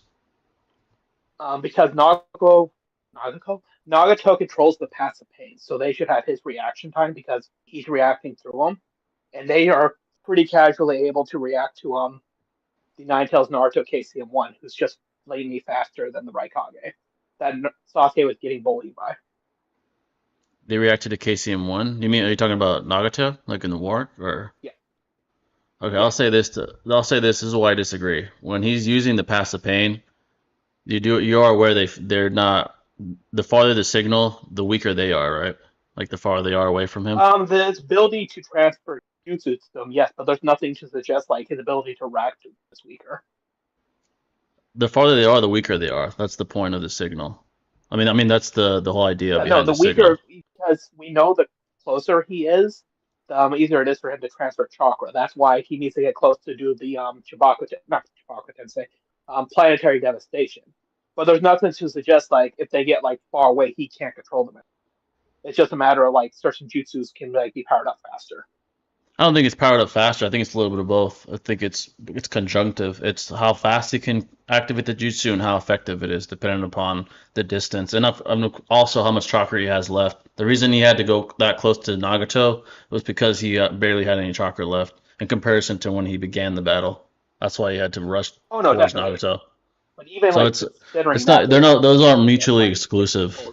I mean, they're not mutually exclusive. Those all apply, I think. How I mean, powerful. maybe they're not mutually exclusive, but there's nothing to suggest that. I mean, he can't react as well with them because again, it's his reaction capabilities. I think the performance Tendo Path had against Sage Mode in comparison to the performance Nagato had against KCM Naruto. That would suggest a difference in speed. I'm sorry, can you repeat that? The difference in performance between Tendo Path versus Sage Mode Naruto and Edo Nagato versus KCM Naruto would suggest that. I mean, that's just automatically assuming that he doesn't have that scaling. So you're assuming Sage Mode Naruto has KCM 1 level of speed? I mean, Naruto I think also he can states react to people on that speed. I'm not Naruto saying actually he has that level of speed, but I think he can react. Naruto literally states he's stronger with KCM. He states that himself, so that reaffirms he's superior as KCM. Are you talking about when he battled Nagato? Yeah, He I'm just says he's stronger now. stronger than he was before, not that Yeah, he's stronger with KC. no, that implies with KCM. That's the form he's in when he states that. No, he's just talking about his base because before No, Naruto it's did not his have base. the like compel with like people like the Ninetales and all that, but later he can. The most rational conclusion that it's KCM because that's the form he's using when he's Why combating is that more Nagato. rational? Because that's the form he's using. I mean, just because that's the form he's using, he's not implying that. Because he's That's the also able to fight. that's the most rational assumption, though. He's That's also the able to point. fight the Raikage and react to him with his stage mode as well. It's the most rational conclusion. Well, the third rate Kage is a different But story. he's also but Raikage should be within the log. No, third rate Kage, no. Why? He stalemates the eight tails. Like Jinchurikis are superior to their tailed beasts. They're only superior because of their ability to have more jutsu and all that. No, even if you compare Casey and Naruto's feats to Kuruma's feats, Kuruma could be pushed back by Hiruzen. Couldn't really touch Minato. Casey and Naruto's compared to Minato in terms of speed, ability, etc. That shows a difference. Kurama was being controlled by Obito when he got pushed back by Hashirama, and he was fighting an entire village. And when it came to Minato, we only see him like interact with Minato near death. Yeah, but it shows a difference in capability, and him being controlled by the Sharingan doesn't decrease his physical performance. It just has him doing Obito's will. So It's like what he's actually focused on and all that because he's not the one controlling himself. And also, again, he was fighting. That doesn't negate his physical ability. Balanced by more than just what Hiruzen was doing. You give these assumptions that are less likely than mine. Like you have to prove the Sharingan, him being controlled by the Sharingan limits his ability I'll to perform. grant you the Sharingan one, but he was still fighting the entire village. And the KCM Naruto statement is saying he's stronger. You still haven't proven how your assumption is more likely than mine. I disproved because once again, there's nothing to connect the KCM to that. That's an appeal to ignorance. You don't need a tangible connection to prove that. You just need the most logical assumption and establish why that is. He's in that form when he says that. Why is that more? I mean, that's just assuming. I just explained why he's in that form when he's saying it. Okay. If you want the proof again, Naruto is able to perform stuff in his base form that he couldn't before. That doesn't negate my premise. Yes, it kind of does. No, it doesn't. Because you're just saying he's stronger because of the KCM. I'm saying that's not necessarily the case. The reason why is because his base could have gotten stronger, and we know this because he does more impressive stuff with the base. Those are mutually exclusive. His base could get stronger, but he could still be superior in KCM than in Sage Mode, which is the case. Yeah. Why is that the case? Because that's what he said. He said, I'm stronger now than when you faced me before. He was in KCM. Yeah, it is what he said. He said, I'm stronger now. That's literally what he said. Yeah. Yeah, he said, I'm stronger than I am now than when I fought Pain. I'm now stronger than I am now. Because what form was he using when he fought Pain for a portion of the fight? Sage Mode. It does matter. No, it doesn't. You're appealing to ignorance. My assumption is more likely than yours. I explained why. I'm not saying it can't be true because you're just skeptical to it, but you're not substantiating why. You're just saying that's not necessarily the case. It doesn't prove anything. I just gave you the reason, though. What's the reason? Because he's able to perform stuff in his base form that he couldn't. Okay. How does that negate my premise? The only argument is he said something when in a form therefore that has to be the case. I'm No, not I said saying that's it's most not likely the the case because case, there's and you no haven't proof. established why yours is more likely. You're appealing to ignorance. Okay. No, I'm not appealing to ignorance. Yes, you Ignorance are. is me saying that's not. Ignorance is me saying that that can't be true because there's nothing to say that it is true. That's I literally haven't what said you're. that. That's literally what you said, but indirectly. I just gave you the opposite. I just said No, you didn't. Naruto has performed better feats in his base form than he did beforehand. That doesn't negate my premise. How does it not negate your premise? It does. How does it? How does it? That's your burden to prove. Okay, How does it negate it? repeat your premise, and I can explain. KCM Naruto is above Sage Mode Naruto because he states he's stronger now than when he fought Pain. A form he used when he fought Pain Okay, was Sage Mode. That was a form he used. A so form he's you would agree that your premise is KCM is stronger than base because he said so. stronger than Sage Mode and base. Yeah. Okay, so your statement, you're basing that off the fact that Naruto said he was stronger than he was when he fought Pain, correct? While in that form, yeah. Okay. My counter to that is he's just talking about his base form. And I'm saying that based off the fact that we see base Naruto perform better feats than before when he was at that point in time. Yeah, but that doesn't negate the probability of my premise being higher than yours. It's theoretically possible, It but because 100% negates it no, because it your doesn't. premise No, it based doesn't. off the fact that there is no evidence of the opposite.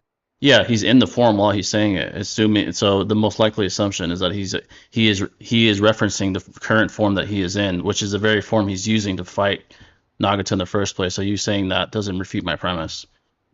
It 100% does because again, No, it your doesn't. entire premise goes off the fact that you're saying because he's in that form, that must be what he's talking about. I That said goes off the it's fact that most there's nothing likely to what he's support talking what about. I'm saying. Yeah, You're just you're not. assuming it, but I've given you a reason why the opposite would. But it's less likely. You haven't established a higher probability Why of is it your less premise being likely? true. I just I explained have a it. reason for mine. You're just assuming yours. No, you don't have a reason for it. Not a reason to enhance the probability and put it over mine and triumph over mine. He has better feats at the point in time in his base than he You're did when giving he an was fighting. alternate interpretation that's less likely. That's not an alternate. I mean, it is an alternate interpretation, but I'm giving you a reason to why I have it. Yours is just he said it at that point in time, therefore it is. An analogy is, for example, there is a pool cue, right? And there's only one ball left.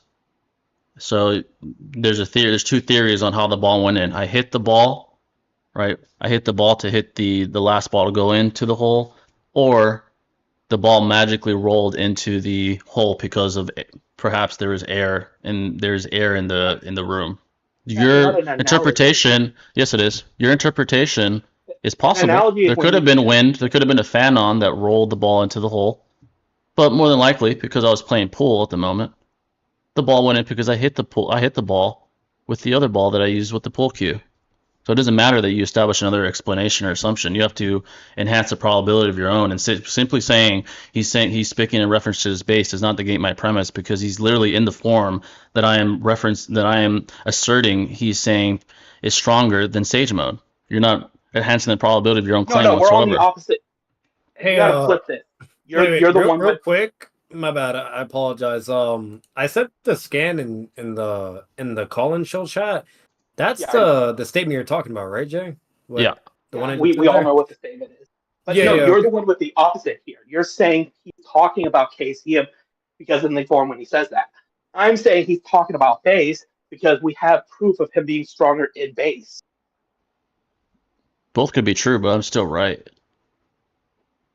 Okay, both can be true. That doesn't mean I said it's wrong. If both are right, I'm still right there. Well, hey, I'm gonna chime in here real quick because I haven't been paying attention fully, but from what I heard, like at one part, if Jay is arguing that like KCM Naruto's over Sage Naruto because of that particular scan alone, and from what he references, like when he fought Pain, I do understand what Jay is saying because Sage Naruto did fight Pain though. Meaning like he would be saying KCM is over Sage Mode instead of referring to his base because he used Sage Mode fight Pain, not base. I think you said, I'm not sure Yes. if I'm correct me if I'm mistaken. You don't believe Sage Mode to be inferior to KCM? I don't think that version of Pain has worse feats because I don't think that version of Sage Mode gets too much stronger. Can you Okay. substantiate that?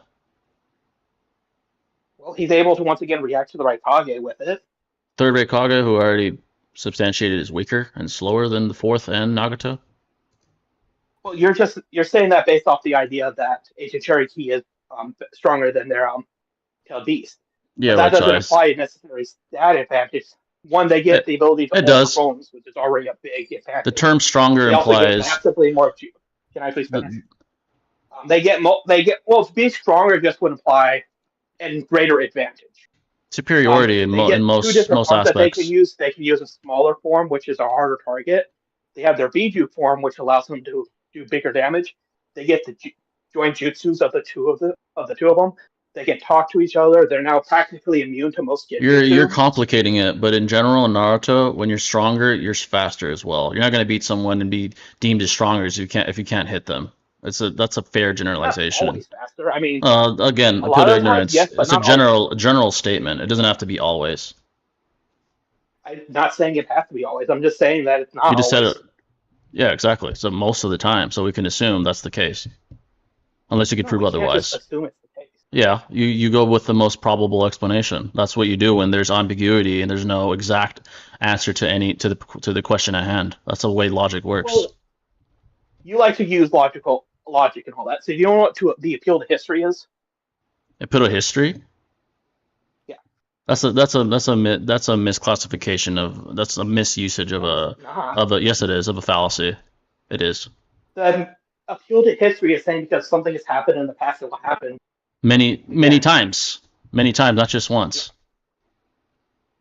So you're saying because it has happened many times that this is the case. That is appeal to history. I've never even heard of that appeal in my life. That sounds like a very convenient fallacy to create out of thin air. Look it up. If you don't believe it's a thing, look it up. There's plenty of fallacies like that. Very convenient fallacy. But my point here, like I was saying, one, we don't, because the right Kage and all that stated, just to be able to still make the A tails, but to sit there and say he's over B or A would be to just assume that the advantage that the tail beast gets is like a combined stat thing. There's nothing to imply that. In fact, I've given you like plenty of different advantages they would get alone just. No, there's trivial advantages. When you're superior in the Naruto verse, you're generally faster. That's historically the case. And there is no appeal to history. There's an appeal to tradition, which doesn't apply here. So appeal to history is the thing. I can find it for you and send it to you at some point. nothing. It's nothing on mainstream articles, so I probably wouldn't deem it as credible then. Do you know how many different fallacies there are? There are over 1,000. I'm aware. That's not a commonly used one. It's probably for a reason. So because it's a lot of people don't think to sit there and go, that doesn't happen, therefore it can't happen. That would negate mathematics. That's how mathematics works. Statistics is based on previous data. That's a very ridiculous fallacy. I looked it up really quick. So like I see an example of appeal to history. So it says like a fallacy that argues actions, behaviors, and policies are acceptable because they have always been acceptable. Example, traditionally, men have been the United States president every term. Therefore, men should continue to always be the president. That's an appeal to history. And that's applied to behaviors, not to like mathematical or like statistical information. Traditions and everything like that. It can be reapplied to physics. It doesn't apply to this. You would sit there and say, gravity is the way it is, therefore it is always going to be that way. That would be applied to history, even though more than likely it will be true. Exactly. So that's a very poor fallacy to use with statistical data. No, because you're sitting there saying it's definitely the case. No, I said it's most likely the case. You're strawmanning my argument. I didn't say definitely. Because there's no other. I'm not saying you definitely said it. You just that said is something you said. You said I never said definitely. I said most likely. I said most likely my argument. Or definitely. You didn't say definitely. No, those are different. Those are two different meanings. I never said definitely. Okay, then mostly. So straw manning. Okay, I don't care for definitely, mostly. Okay, now you don't, because I corrected you, because you're straw manning. The point is... I never cared for the wording of it, you know what I meant. No, I think I corrected you, and now you gotta use the wording I meant. I'll use definitely, but you know what I meant. So the point is, you have no other way or avenue to prove my generalization to be incorrect, or most likely correct, or excuse me, most likely incorrect. So it doesn't matter what you say if you can't prove it. It's just ad nauseum, meaningless claims that are being made by you. Your Can't only dis- argument, though, is that he said it in KCM, therefore it's definitely talking about KCM.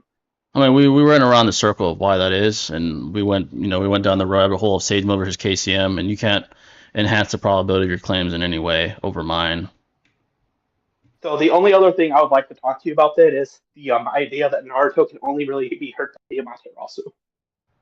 Can only be hurt by the Amaterasu, you said? Yes, I don't think Sasuke has anything in his data book that can hurt Sage Naruto. Oh, I mean, that's debatable. I mean, I don't really care about that topic, but overall, I think he beats Naruto regardless. So it doesn't really matter to me. It's Well, I mean, trivial. if he can't hurt Naruto, that kind of begs the argument. I mean, you know? you just stated a way you could, Amaterasu. So, I mean, I don't really care about the other shit. If he So has a outside of way, the it's all that matters. Amaterasu, you're okay with him not being able to hurt him, then, right? I mean, I don't want to go down the complexities of the Susanoo arrow and shit like that. It doesn't really matter to me. It's not like important enough to me to debate. Convenient, but fair enough. Yeah, as long as there is a way, that's what matters to me. So. Okay, fair enough. Well, I think we've gone over the important things there: speed and durability. Yeah, that was the Sorry yeah if I exactly. came hostile. I just something I No, you're good. wanted to Yeah. talk about, and I appreciate the time. No, you're good. We needed some entertainment anyway, so I appreciate you coming in. Well, I definitely hope I put up some. And again, sorry if I did come in any hostile. I tried not to, No, but it's cool. Yeah, you're good. Yeah, I don't take it personal. Oh, man, we all put on the gloves, you know, we sparring. Yeah, we're just sparring. That's all. can you move me back down to the thing? Whenever I hit the hang up, it removes me from the thing Oh altogether. yeah, I got you. I'll move you back. Appreciate you coming in. Yeet. All right, Batman. What do you think about that? Because you're friends with Ken too. What do you think about that little? I guess it was a debate.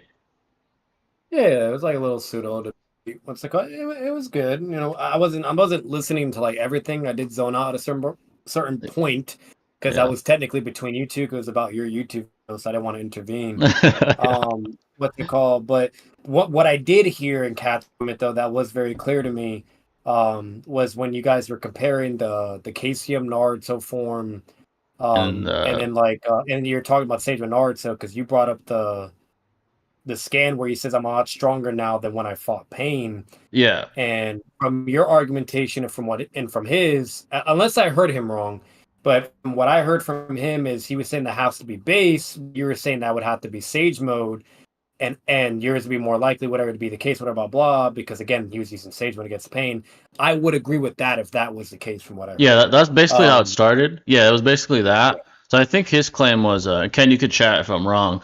Was that when he's saying I'm stronger now than when I fought Pain, he's only talking Yeah. about base to base. He's not talking about KCM or Sage mode. But I said he's in that form. Okay. I said my argument was he's in that very form where when he's saying this. And what's the strongest form when he fought Pain in the Pain arc? Sage mode. What's the strongest mode that he has now when he's fighting Pain? KCM. What is he saying in the statement? Yeah, because objectively he's in the KCM form. He's not in base. And then he was referring to a path reference when he was using Sage mode against Pain. Yeah, so I told him like So that's yeah, I possible, but I said it's less likely because what's the logical explanation to why he would be explaining why would he be discussing about base if that's trivial in both cases? He can't touch Pain in base in either version. Like why would he be discussing my base form against versus my base now? That doesn't make any sense. Another thing to add to that too, because the reason why he says that he got pulled by the universal pull. And then Naruto uses like his chakra arm to stop the rock from hitting him as well. And then like he takes a step back, whatever, and that's when he has like that statement. And then before that like interaction happens as well, Itachi and Nagato are like very impressed that he mastered the Nine Tails power. Like wow, like that form, whatever, blah blah. Like so, there's a emphasis of talking about Naruto's new acquired form and power. Yeah, exactly. And then there's like even a combat scene. So like if you're going along that route and substantiating in that direction, then I would be in agreement that it's definitely in correlation to him utilizing KCM in comparison to Sage. And then the other part was I don't know why he was debating this, but Sage mode. He thinks that Sage mode isn't like I think he was saying it's not inferior to KCM.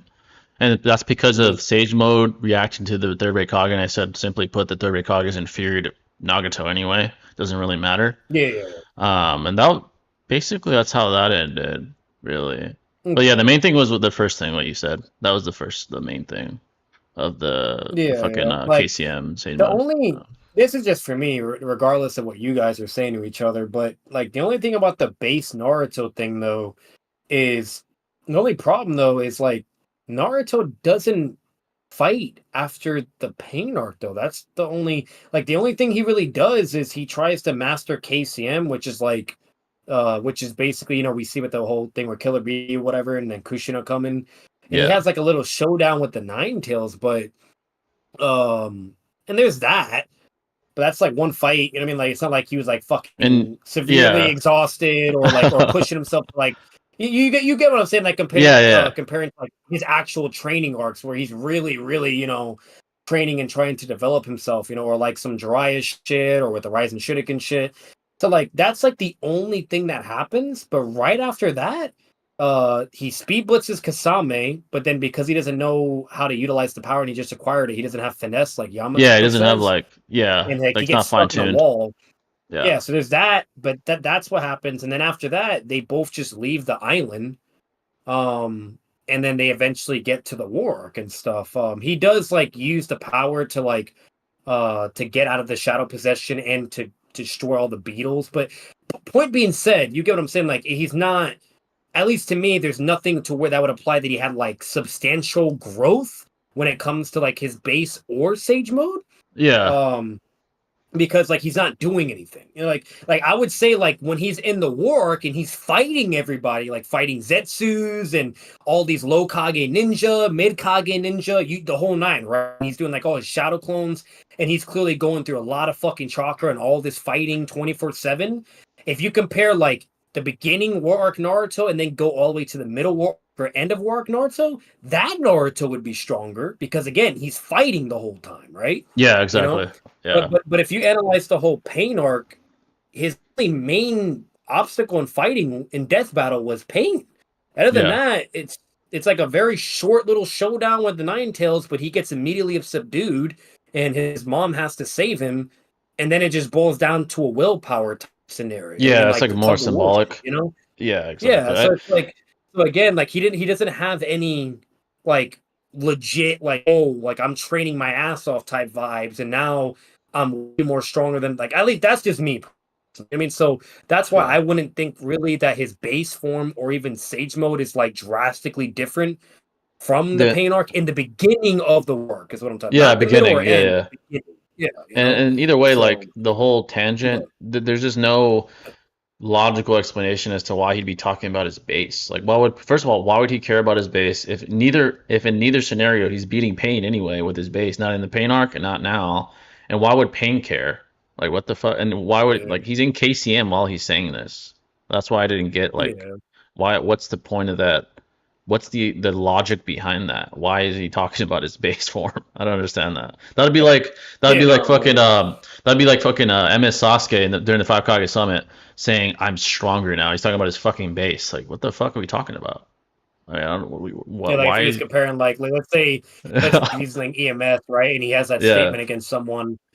And then he says, like, I'm stronger when I fought the Raikage, and he's in his EMS. Like, then then he's talking about his base. He's talking about his base, not his MS. Yeah. Like that's like it's like, and I told him it's possible, but it's not as probable as my claim. I never use the word, especially when it comes to ambiguity in fiction, which always exists with these type of topics. I never say definitely or for sure. I always say most likely, because there's this term in philosophy, it's called fuzzy logic, when you're not using like definitive numerical values. There's like different levels of ambiguity, and there's different levels of what's the word I'm looking for? Ambiguity and sort of unknown that you gotta have to try and control. Like if you're debating especially like Itachi versus Pain, for example, whoever could create more probability in this qualitative sense will win. Like even though it's really close, there's a world of unknown. You just can't answer. Whoever could do a better job at like you can argue skepticism all day every day. Yeah, exactly. What you have, Exactly, and that's why when people apply skepticism, it doesn't matter to me. I was like, okay, you're saying that's not true, but can you enhance your the probability of your claim to triumph over mine? is out. Can you do that? If you can't, it doesn't matter that you're skeptic. My claim still holds over yours. But you know what? You know So what's kind of funny about this? Because again, I wasn't listening to everything, so I'm not going to sit here and be like, oh, you know, blah, blah, blah. I'm just going off yeah, from what the one moment that did stand out to me. What's it called? Why not? But like, it was funny because the dude that I debated recently, his name was Mortified. yeah, And then Ken gave the W verdict as a judge because he agreed to Ken being the judge. Well, the whole yeah, voice chat also said I beat him, and they all roasted him because he was crying about it. And then a bunch of randoms also said it. My YouTube comments said it. You know, everybody's saying it, right? You know what I mean? And you know me too. I got like tons of haters and D-riders too. So you know, like, so yeah, the fact that everybody is saying this man got beat up, like, I think it's pretty straightforward. But either way, there was a again, I'm just, let's say regardless if it's similar or not, but when I was debating that fucking buffoon, like there was a similar moment where fucking I provided like 4 fucking scans building upon a narrative consistency and one scan that was solely talking about just speed blatantly. And it was the Raikage statement where Raikage says there is no other shinobi that is faster than me ever since the 4th Hokage died. You know what I mean? yeah, With that statement alone verbatim, that's just him basically saying like, "Oh, I'm the fastest guy now," basically, right? Because he's yeah, dead, you know, which makes sense, especially if you analyze everything else all together. And then with all the 3 other scans was about basically Minato being praised by the Sannin, Hiruzen, and Anko just to be that guy, right? The strongest and to be above or whatever, so on and so forth. And yeah, it was, you know, it was about when Anka was like, if only the 4th Hokage was here, because she said that to Hiruzen's statement when he says, there's no one in the village that's a threat to Orochimaru, not even I could probably not be able to beat him. And then that's when Anko says, if only the 4th was here, that would mean that the 4th would be over fucking Orochimaru. You know what I exactly. mean? Just like, Yeah, if you just read that, you know what I mean? So like yeah, I had the Raikage statement, then I had from 2 Sannin, Tsunade and Jiraiya, fucking basically just stroking his cock in a sense, right? Verbatim of like what they say verbatim. It's tons of consistency and substantiation of me proving that this narrative consistency of Minato being above the Sannin, whatever, blah, and of course the Raikage, who is all about speed, right? You yeah, know, and you name it, and Minato's also about that as well. And they were just clearly on a whole other level, right? And we even see that in the comparison with KCM. I had those skins there. You want to know what his fucking refutation was? Oh, yeah. well, they could just be wrong because it's a knowledge kit. You know what I mean? Or whatever, blah, blah.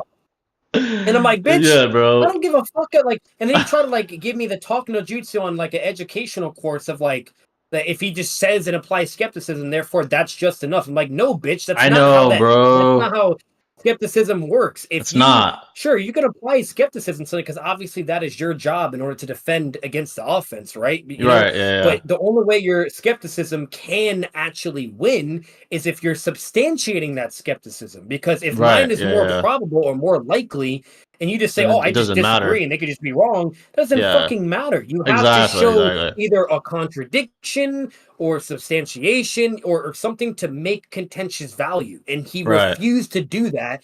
And then Yeah. his other refutations were like, "Oh, you're just trying to tell me what to do," and also you're shotgunning, and it's like, bitch. Red herring, Like, bro, bro. we're literally going, yeah, like red herring, and we're going scan by fucking scan right now. And all I said is all these scans just literally just have one same correlation to the Right. one claim Yeah, I'm making, which would just be Minato being the fastest and stronger than the Sonic. It's bro. very fucking straightforward. If you I can't saw track that, I that. don't know what to fucking tell you. Yeah, I You saw know? that shit. But $5 per that's Kedrick. basic. Yeah, but that's basically Yeah. what it was. And so, like, what I think the problem now, and again, I'm not saying this is what Ken was doing. Just kind of reminding me of what I went through recently. Yeah. Is I don't know what the fuck it is with people trying to apply skepticism on something and show no evidence or nothing or no reference, just Doesn't fucking nothing. work. Just say what they Yeah. believe, and that can triumph over tons of scans that you just presented. That's verbatim Yeah. fucking statements. It You know, doesn't at work. feast. That doesn't work against someone that has like a base for their claims. Like the skepticism without any evidence is just a baseless, useless kind of white noise. It doesn't have any. Baseless Yeah. skepticism. That's what I say. This is baseless skepticism.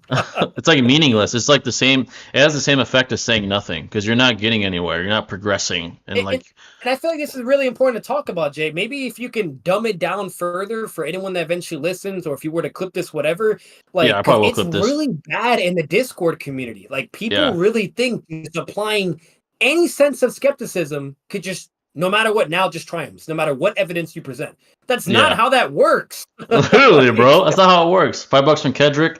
You trapped on an island. You can only bring 3 things. What would you bring? Oh man, 3 things. Well, we already have Uh, water, so we don't gotta worry about Yeah. that. So not water. Yeah. We technically would have food as well because we're on an island, so we can get things Yeah. there. 3 I'm probably gonna be things. more focused on. I'd probably say a gun. Yeah, probably weapon, gun, Yeah, a weapon and bullets are my second thing. bullets. A shit ton of bullets, or like maybe like a box of bullets, right? And the Yeah, third would probably be like maybe cooking equipment. You know what I that'd be a mean? good idea. Yeah, Something cooking to cook equipment. with, you know? Because if you don't have cooking equipment, then like you're gonna have to fucking. I don't even know how the fuck you can like. Oh, you would have to do like old. You would have to get like some sticks, make a fire, and then cook it in the fire. Like, Literally, but, yeah. so I don't know. That's just me immediately thinking. But what do you Yeah, I think? probably agree. Yeah, I'd say a weapon for sure. Probably a firearm, or perhaps an alternate That's would the be like best a weapon you could have, man. Is a yeah. firearm, dude. Oh, easy kill, one shot, most things. Yeah. Probably tools, probably for sure. Like maybe a toolbox with like shit for cooking, shit for cutting shit. And then maybe fucking clothes, like a fucking suitcase of clothes or some shit. For fucking, I mean, that wouldn't last too long, but either that or fucking, what else? Maybe manuals to help you survive and shit too, like manuals of Yeah. survival or some shit. I don't know. Oh yeah, like medical equipment, like a Yeah. first Oh, aid that's kit. a good one. Yeah, medical First aid equipment. kit. Yeah. But Honestly, what's I probably have a first aid kit over a cooking pot because let's be real, we could just suck up and use wood facts? Wood and and just make a shit. fire. You know what I mean? Yeah. Yeah. What's the worst best fallacy to use in a debate? So I'm glad you asked me that, Kedrick. By the way, shout out to Ken. We're gonna clip that debate, put that on the Clips channel, and we're also gonna clip this part. And this last part I was talking about this, but I'll tie this into skepticism. So the worst, in my opinion, this is obviously opinionated, the best fallacy that I've seen in my experience to use, there's 2. One, and this is just the truth, against most people, unless they're calm and calculated enough to not fall for it, is ad hominem. Certainly works. It gets the other person riled up. It's more of a mental warfare tactic. It's not going to get you a better premise, but it'll rile up your opponent. Unless again, he's They really good. always do that when they're losing too. Yeah, Especially if they're losing. exactly. Especially when they're losing. The other one I'd say is really, really good if you're talented enough is red herring. Like a subtle red herring that almost seems to correlate with the premise at hand. Constant. Yeah, constant. It works really well if you're good at it. If you're not, it's retarded. I had But to call out Mort on that bullshit. I literally had to call out and say you're red herring and you're giving false equivalences, bro. Like yeah, like that one. If you're a good sophist, it works really well. If not, it's horrible. Yeah. The worst in general to use, honestly, it's just the most annoying is just repeating yourself, like in different ways. Like I disagree. Well, not necessarily. Like I don't give a fuck what you disagree with if you can't substantiate it. It's a meaningless, trivial statement. You might as well not say nothing because that's meaningless to me. It doesn't matter. It's blatantly an egotistical, like arrogant, stubborn move that you're basically making that's completely foolish because again, it's baseless, and since you don't have any substantiation or any form of evidence that could be either a contradiction or just something for you to argue that could potentially make your claim more probable, or better yet, to contest against the initial or the other evidence your opponent presented to maybe now make it equal, right? Maybe now it's fully to where exactly on both ends it's equal interpretation or whatever. Like if you can't make it an equal interpretation or just more probable, then you're fucked. You know what I mean? You have nothing. And the reason why like that's important. Maybe Jake can add this into the clip as well when he shows the when we're talking about the whole skepticism thing and why that's just not a good way to argue against actual evidence and scans or whatever. Is because an example of applying skepticism appropriately. Let's say Jay says, "Oh, Raya is that guy, and he could beat Kasami and Itachi at the same time because Itachi states verbatim, right?" And I say, "Cap, because we see Itachi beat Orochimaru, and I present that feat. We see Orochimaru state verbatim that Asani he can't beat Itachi either. And if I also show the statement where the Asani are all in the same fucking scaling that's stated multiple times in part 1 or even the data books, whatever. So like, you see what I'm getting at? How I'm Yeah, applying skepticism. It's directly contradicting the verbatim scan he is presenting and the claim exactly. that he is making. Yeah, That's how you apply skepticism and actually substantiate, whether if it's a direct contradiction or better yet, if it's just further substantiation or you say I forgot the word it's a common word that you use, but empirical evidence, yeah, or yeah. if it's Empirical evidence. something Yeah, like yeah. that. Uh-huh. So like, if it's not that, your skepticism is not valid, because again, Exactly. it's you have nothing. Yeah, and this is what I'll say, getting into skepticism now. So here's the way people that aren't used to debating or like kind of flexing that logical part of their mind think logic works when it comes to areas that there's just a ton of ambiguity and vagueness. They think that truth value is binary. Like, okay, this is true, this is false. But when you get to areas of extreme contentiousness and ambiguity, such as, an example, touch versus pain, there's going to be, honestly, a, a varying amount of truth value to your premise. Like, for example, you guys are battling out, oh, does Genjutsu work on pain? That's going to have, honestly, and it's not going to have a definitive truth value. You're not going to say you're No. incorrect, you're true. You're going to have to argue with a battle of better articulated and proposed propositions. Who can create a higher truth value premise? Someone gives a great argument about, oh, the Renegon is the superior dojutsu. It's therefore it's immune to Genjutsu, and the other person gives a In the dog same with shit. Sasuke, Renegon could do what Yeah, Renegon can, yeah, like that's a exactly. good way And to advocate why it couldn't be affected, yeah, yeah. and let's say the other person gives a shit argument, and it's like, oh, blah blah. So the person that gave the immunity argument would have a higher truth value premise. Imagine it like this. Imagine the infinite number of decimals in between 0 and 1. There's an infinite number of them. Essentially, there's an infinite number of truth values. So if you give a great argument, your argument will have a higher truth value than someone with a shit argument. But if you're speaking in absolutes, someone that's intelligent enough will call that out. Even if you're better at articulating, they're going to call that out and say, "Oh, you're using absolutism in this argument. There is no absolute premise." And they're right. There's no absolutism here. There is only an ambiguous level of vagueness and an ambiguous level of unknown. There's no completely true or completely false. That's what people don't understand. And egos are what think in Boolean. Boolean just simply means two values, like binary, 0, 1, 0, 1. Like in mathematics, it's Boolean logic. You're either wrong or you're right. 1 plus 1 equals 2. Anything else is incorrect. So if you want to look this up, folks, I took philosophy a long time ago, but fuzzy logic was actually made, ironically, by a mathematician, because the mathematician realized, oh, with statistical values, there's Boolean logic. There's definitive truth values. With more ambiguous topics, maybe politics or fucking morality, it's not that simple. There's an infinite valued logic system here. So it's actually very interesting, and it'll actually help in this world too, because anime is filled, especially with these contentious topics, filled with ambiguity, unknown, imprecise information, unconcise information, and that's That's why there's purposely done. debates.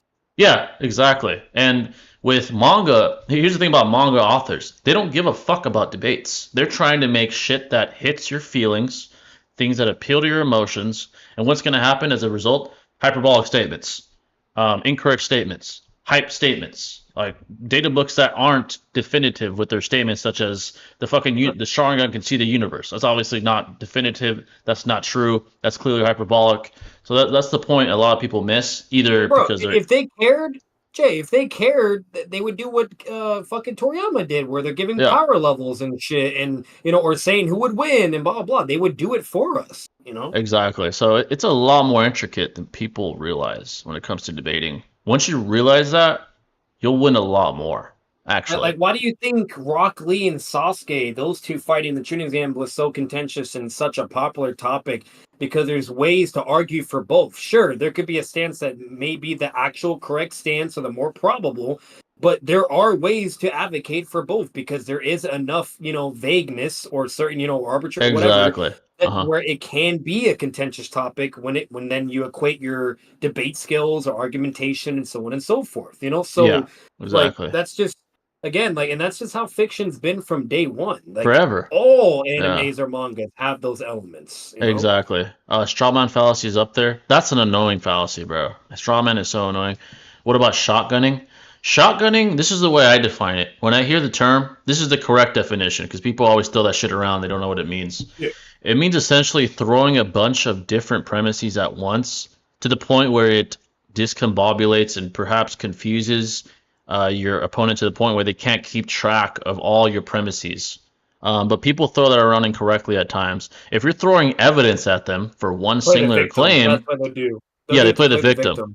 It's almost like a tactic to us. It's almost like they're appealing to the audience by throwing that term around. Like, oh my god, I can't do it. Like, okay, you're incompetent. But their tracking skills, exactly. Yep. yeah, like you're incompetent. Just because I'm throwing scans at you and I'm enhancing the probability of my claim doesn't mean I'm shotgunning you.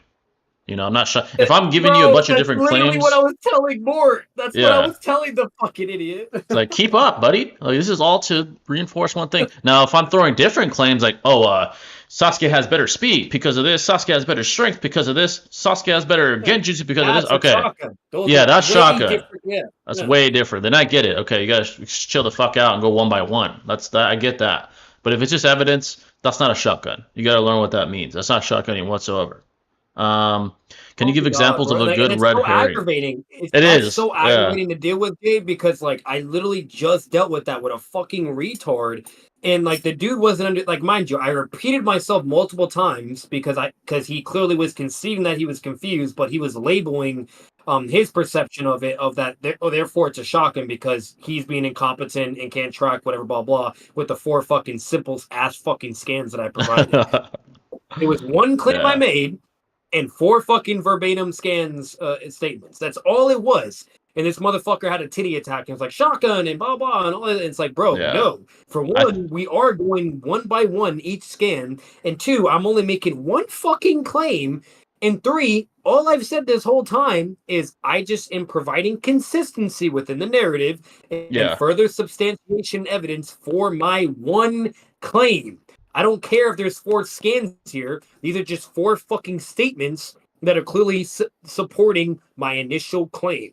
It's not funny because hard. when I see that, like I saw that debate between you and that guy, it's almost like he used that as like a psychological tactic to avoid having to address your claim. He's like, oh, instead of me having to, I'm just gonna pretend that I'm getting shotgunned, so that way I don't have to. It was like red herring to escape fucking like responsibility in the debate almost. A lot of people do that. They don't know how to refute you, so what do? They try to escape responsibility with a red herring or some bullshit, and they try to like basically stir away from the conversation with a red herring. That's a bad example of a red herring. That's not intelligent. That's not a sophist there's way. a dude called Gias. He is the god of playing victim card and saying shotgun, shotgun, and fucking Like, bro. oh my god. But like, but yeah, no, that's the fucking problem. And it's like, and I had to tell the dude like, you can think it's a shotgun or whatever, but it's not. Like, I've already clarified for you multiple times. I repeated myself multiple times. We are technically going one scan at a time, and I even did the first 2 scans first before moving on for you. Because again, I'm trying to make sure you're following whatever and to where you don't feel like it's, overwhelming or AKA shotgun or whatever, blah, blah. Like, the dude is just delusional. But again, that's a common tactic debaters use to play victim because of their incompetence in tracking skills. Yeah, it's essentially they're back up against the corner, and that's the only thing they can do. It's like their last resort to escape. Like defeat. And that's why Ken didn't stop the debate. That's why he didn't say anything or break it because for one, I was in the right and blah blah. And he clearly was obviously judging that was the case. Otherwise, he would have said something like, "Hey, you guys either need to show definitions of a shotgun or whatever blah." Which technically that's actually not judging. That's actually arguing. But he can't do that either. But you get what I'm saying. You get what I'm saying. Like if there was actually a problem, or let's say if I really was shotgunning, the judge more than likely would have then just gave a judgment, but like, hey, what if I'm shotgun or not? And he never said anything because I fucking did. You know what I mean? That's not. And like and everybody, mind you, everybody agreed I beat him. is this again, aka Gios. He looked at the recording too, and the first thing he's like, "Oh my god, Batman was shotgunning the whole time, so therefore nothing went through, and he loses." It's Oh like my you're god, retarded. that's so stupid. Oh my god. Can you give examples of a good red herring? What's a good example? I'm gonna say this even though I don't fuck with him. Noodles is good at red herring. Noodles is good at it. Yeah. When he was debating, I think it was the first time he was debating. Constant. Yeah, he did it constantly in the first debate, Kakuzu versus Pain with Swag. When they were debating, like fucking comparing, like they were comparing like Shikamaru's speed and like Kakuzu's speed. He did a really good job at like not triangulating the conversation on like Pain versus Kakuzu and like turning the fucking wheel and talking about Shikamaru's Rabbit holes. speed. It Setting was up rabbit good. holes. Yeah, it was good. It did like, make Swag Kage change the topic. I don't like Noodles, but that was good. That was a good example. Like he's good at doing that. I think Jay said it the best way back then when an old video. It was when he was reacting to it, and I reacted to his reaction to the debate. Yeah. And around that time, Jay said verbatim that like what Noodles likes to do a lot is he'll utilize red herring tactics to create rabbit holes, and he'll Yeah, want you to dive exactly. into those, and then Yeah. it hurts for what should be mainly discussed and yada yada, because now that's allowing him to control the flow of the debate and do XYZ, whatever, blah blah yada yada. Exactly. Yeah. And that I would say is good red herring, because you're He's good at creating that. these rabbit holes to Yeah. control the flow of the debate to be in your favor, to where it seems more logically valid. you Yeah. know? Exactly. So- And he's good at that, but Noodles knows he's not like us. That shit would work on me if we ever Yeah. went at it. And That that's shit why would Jay never would work. call it out immediately. The moment Noodles is doing Uh, any of that bullshit, like red herring, therefore it's in void. Yeah, that's it, exactly. So I know Noodles wants to debate me so bad, but hey, it's on my timing. If it ever happens, and that's probably after I whip you. So then I'll beat you in the debate too. One day, my timing, when I feel like it. So, but yeah, They I'll hate give him that. that, bro. They get so mad when you don't do when they want it, or bro, like the Yeah, amount of bro. people. Like I've had to tell some people in D1 server or even my own where I'm like, no, bitch, you fucking talk to me when I want to talk. Fuck you. They get so Yeah, mad I with get that, so bro. pissed, It's bro. great. Oh my god. Can you answer the Toriyama question? About Toriyama, I think the Kinkakus caught them off guard in the meeting with the Raikage. Is that her to help him?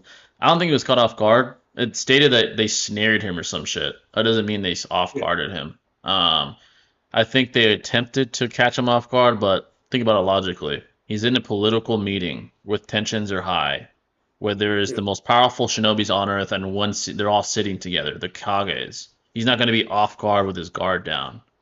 It was a peace treaty Kage summit meeting. They were there to like sign the treaty and to form a peace. And mind you, peace treaties are being tossed around all the fucking time and constantly broken as well. So So think about the 5 Kage summit. You think any of those Kages, the one we did see, do you think any of those Kages were off guard or like ready, like not expecting something? No, they were all ready for the smoke. When all of Raikage lifted up his arm and was pissed just to smash the desk, they Literally. all pulled up ready to fight. They're like, henchmen bitch. and everything. Yeah, literally.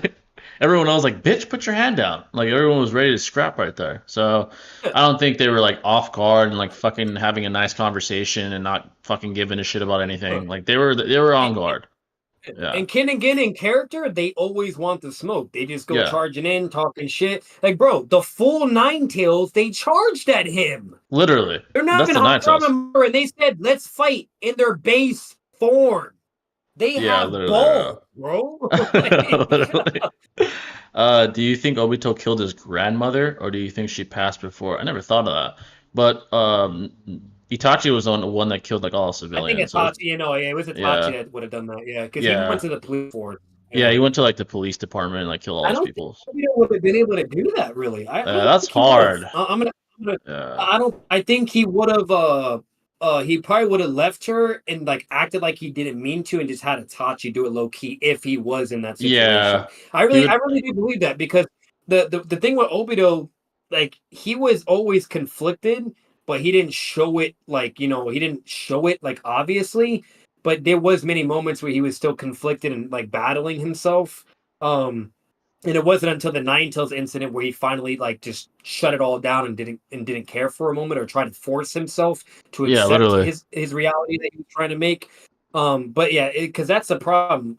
What Obito's weaknesses was always people that he knew, like AKA Yeah, people cared Kakashi, about. Rin, Yeah, even Minato. Like even Minato. he always had soft spots for him. That's why he would talk with them a lot. That's why he would try to do like this psychological shit with them too, and all this stuff and yada yada. Why do you think Kakashi was never killed? He Yeah, never literally. killed him. He had so many opportunities to kill Kakashi. You know what I mean? Like Yeah, Itachi wouldn't have given a fuck about that. All Itachi cared about was just the leaf as a whole in Sasuke. Sasuke. You know what I Yeah, mean? Like so, like at the end of the day, Obito never laid a finger on Kakashi when he could have. All the points in war, he's always like just talking or fucking around, whatever. When it came to Minato or Kakashi, when Rin came back at a certain point, he fell apart. So like I facts. do believe with the consistency of him knowing people, and especially with just him being conflicted with himself, that if he saw his grandma, which is like one of the main good things he had in his life, right?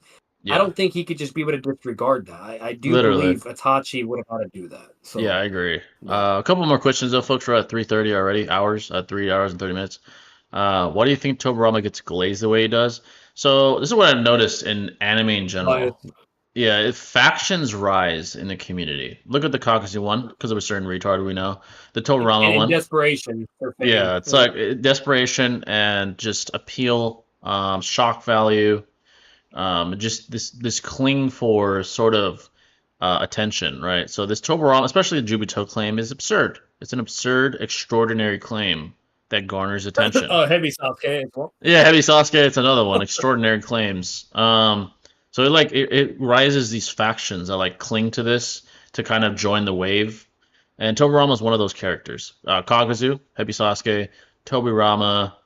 Those are the most popular, like right now. Those are the And three most why? popular. Because you're talking about people that will literally just cherry pick. They'll go through the whole show Yeah. and look for anything that can build upon their premise that they're going to try to obviously misconstrued Yep. or be dishonest advocate when obviously there's tons of contradictions or other things that would not be the case. So Exactly. yeah. Yeah. Do you think the Leaf made the right decision by killing off the Uchiha clan? I think No. the Leaf was certainly racist, especially Donzo, obviously. Yeah. I don't think they made the right choice. The best choice, morally speaking, would have been a peace treaty between the Yeah. Uchiha and the Leaf. Clearly, that wasn't the Like if you could case. do it with fucking nations, you're telling me you can't do it with The one of your clan? most fucking broken ass clans that are a Yeah, very bro. valuable military asset? Like Like you're telling me that fucking like come on, dude. You're telling me you Like, couldn't have I'm made a peace sorry, but treaty? that was a plot. That was a plot story type setup that was meant to build upon for the main character, aka Sasuke and Naruto. I don't want to hear it, Yeah. bro. You know what I It mean? facts. Like, Like there's nothing moral or morally righteous about that decision. Donzo was a like racist. Kishimoto, he did build it up in a direction to try to make it very, very believable and logically, it made sense to why it felt like an impossible situation. But Yeah. if we're being honest, but the only reason why it got to that point was because Donzo was being allowed to do whatever. So let's say Kishimoto wrote Hiruzen to not be a bitch and to man the fuck up, right? You know what I mean? If Hiruzen actually controlled Donzo, you know what I mean, and didn't let Donzo do whatever he wanted, things wouldn't have escalated as they did because Donzo was the one that fucked up Shishui, took his eye, whatever, blah blah. All these fucking things, right? He was setting seeds, like to for the chaos basically. And then Yeah, literally. Hiruzen was just trying to constantly de-escalate or shoulder the blows and whatnot, and then eventually even be willing to do the right thing. But the problem is he wasn't taking enough initiative. Donzo was doing things behind the scenes while Hiruzen is just sitting there not doing shit. Literally. It's So like certainly racism, segregation from Tobirama yeah. didn't help. The segregation he created because of the prejudice. Orochimaru outed him for that. Yeah. Yeah, even Orochimaru. Yeah, Orochimaru outed him for Yeah. that. It was certainly one of the worst decisions in Konoha history, and they almost paid the price. Sasuke was ready to fucking destroy the entire Leaf. Obito and Madara's hate and all that shit was because of racism, because of segregation, prejudice. Bro, Um, it happened from day one. Like yeah, Hashirama wanted Madara to be the Hokage for XYZ reasons because he wanted the Uchiha to be more respected, to feel like a family. Because the whole point of the Leaf was it doesn't matter what clan or who you are, race, whatever, we're all just one big happy family, right? Because we're exactly. AK Konoha. That Yeah, was the whole thing, and that's smart because obviously the bigger you are as a village and the more diversity you have, and you're all willing to work together instead of being against each other, you're gonna be a very unstoppable fucking force. You know what I mean? You Exactly. know, so Yeah. so Hashirama did have the right mind. That I mean, he was logically very valid, but unfortunately, there are humans that are unfortunately very paranoid or very cautious, to where even if they think there's any slim chance of or cons or negativity or betrayals, whatever, that therefore no matter what they have to absolutely do what's best for their own, and so on. So there's just some bullshit, basically, right? Like it can make sense and be justified in this, but what did it really have to come to the point? Obviously not. But they Right. truly believe that's the only way, which is Yeah. why Hashirama was still appointed as the Okage. And why? Because Tobirama, along with the political leaders, they were racist, bro. Like, Yeah. Literally, they were bro. just being weird, and they truly thought because potentially the Uchiha clan could potentially be a danger to Konoha. Therefore, let's just always, no matter what, just have the leaf ahead just in case. You know what I mean? Exactly. And because Yeah. of that, it backfired. Unfortunately, that's the irony in it. It backfired. It created, hatred, and that's what made Madara lead the village and go on his whole path of infinite Tsukuyomi, you name it. Because when Hashirama told him he'd be Okage, and then next thing you know, Tobirama comes, he's like, brother, you would be Okage. He realized right there and then that it's not going to change with the Leaf. They're always going to Yeah. have the Uchiha under a certain light of, Yeah. bias and whatnot. Exactly. Like that. So, That was what caused wars. So I mean, unfortunately, you that had to be set up for Naruto to finally bring peace. And look at us now. It's fucking violence all over the place again in yeah. Boruto. But And that's the problem too, Jay. Like Tobirama set up all that and really fucked everything up between the Senju and the Uchiha. And then guess what? Once Tobirama was gone, guess who took his place? Danzo. He started Donzo. doing the same shit. Because if Yeah. you actually analyze Itachi's father, Fugaku, he was actually very peaceful. His priority was always about peace. He actually cared for the Leaf tremendously a lot. He loved Hiruzen. He named Sasuke under Hiruzen's dad. That was Literally. Sasuke was Hiruzen's father. You know what I mean? Yeah. Like Fugaku loved the Leaf, whatever, the whole nine, whatever, blah blah. And Hiruzen and Fugaku were actually very close. And Fugaku also knew Minato as well, and they had close relations, whatever. And there was a point where the Uchiha were trying to stir the pot and start some bullshit, like some Discord nonsense. And they're like, "Hey, Fugaku, Kakashi has Obito's Sharingan. That's some bullshit. Blah blah, whatever, blah blah, yeah yeah yeah." And then Fugaku's like, "No, Obito clearly gave it to him for a reason. Let's honor his wishes, whatever, blah blah." Yeah. So like, Fugaku always had the right heart and the right mind, but because of Danzo doing all his bullshit, and along with some Uchiha that were also doing some bullshit against the Leaf, it was only a matter of time of that constant fucking negativity to where it did take a toll, and then unfortunately Fugaku applied his own emotional bias, which AK would be the Uchiha, right? And he was like, you know what, if I gotta pick a side, I'm just gonna pick my own blood, right? Which is Yeah. reasonable, but it doesn't mean it was the right. But that's when things just fell apart. The moment Fugaku gave up, everything just went to shit. But again, that was because of the racism, Donzo, and all these motherfuckers. Yeah, literally. But yeah, folks, that's gonna wrap it up for show. We appreciate you guys coming out. Shout out to Ken for bringing probably the most entertaining moment of the stream. I'll put that clip up for you guys. I missed it. I guess it's a debate. I guess. It was cool. Not an So I'll put that official up. debate. I'll Not say, if official. anything, you could say it's a discussion, like a pseudo debate. But Yeah, pseudo debate. Great clips after that. A lot of stuff I'm gonna clip, like the comic book talk. Great talks there. oh yeah, We'll probably clip that as well. But hope you guys enjoyed, and we'll be back with another stream. Hopefully, we guys Shinobi back on with us. Well, we'll see you next time, folks. Stay classy. peace. All right, folks. That's the end of the call-in show here in the Discord too.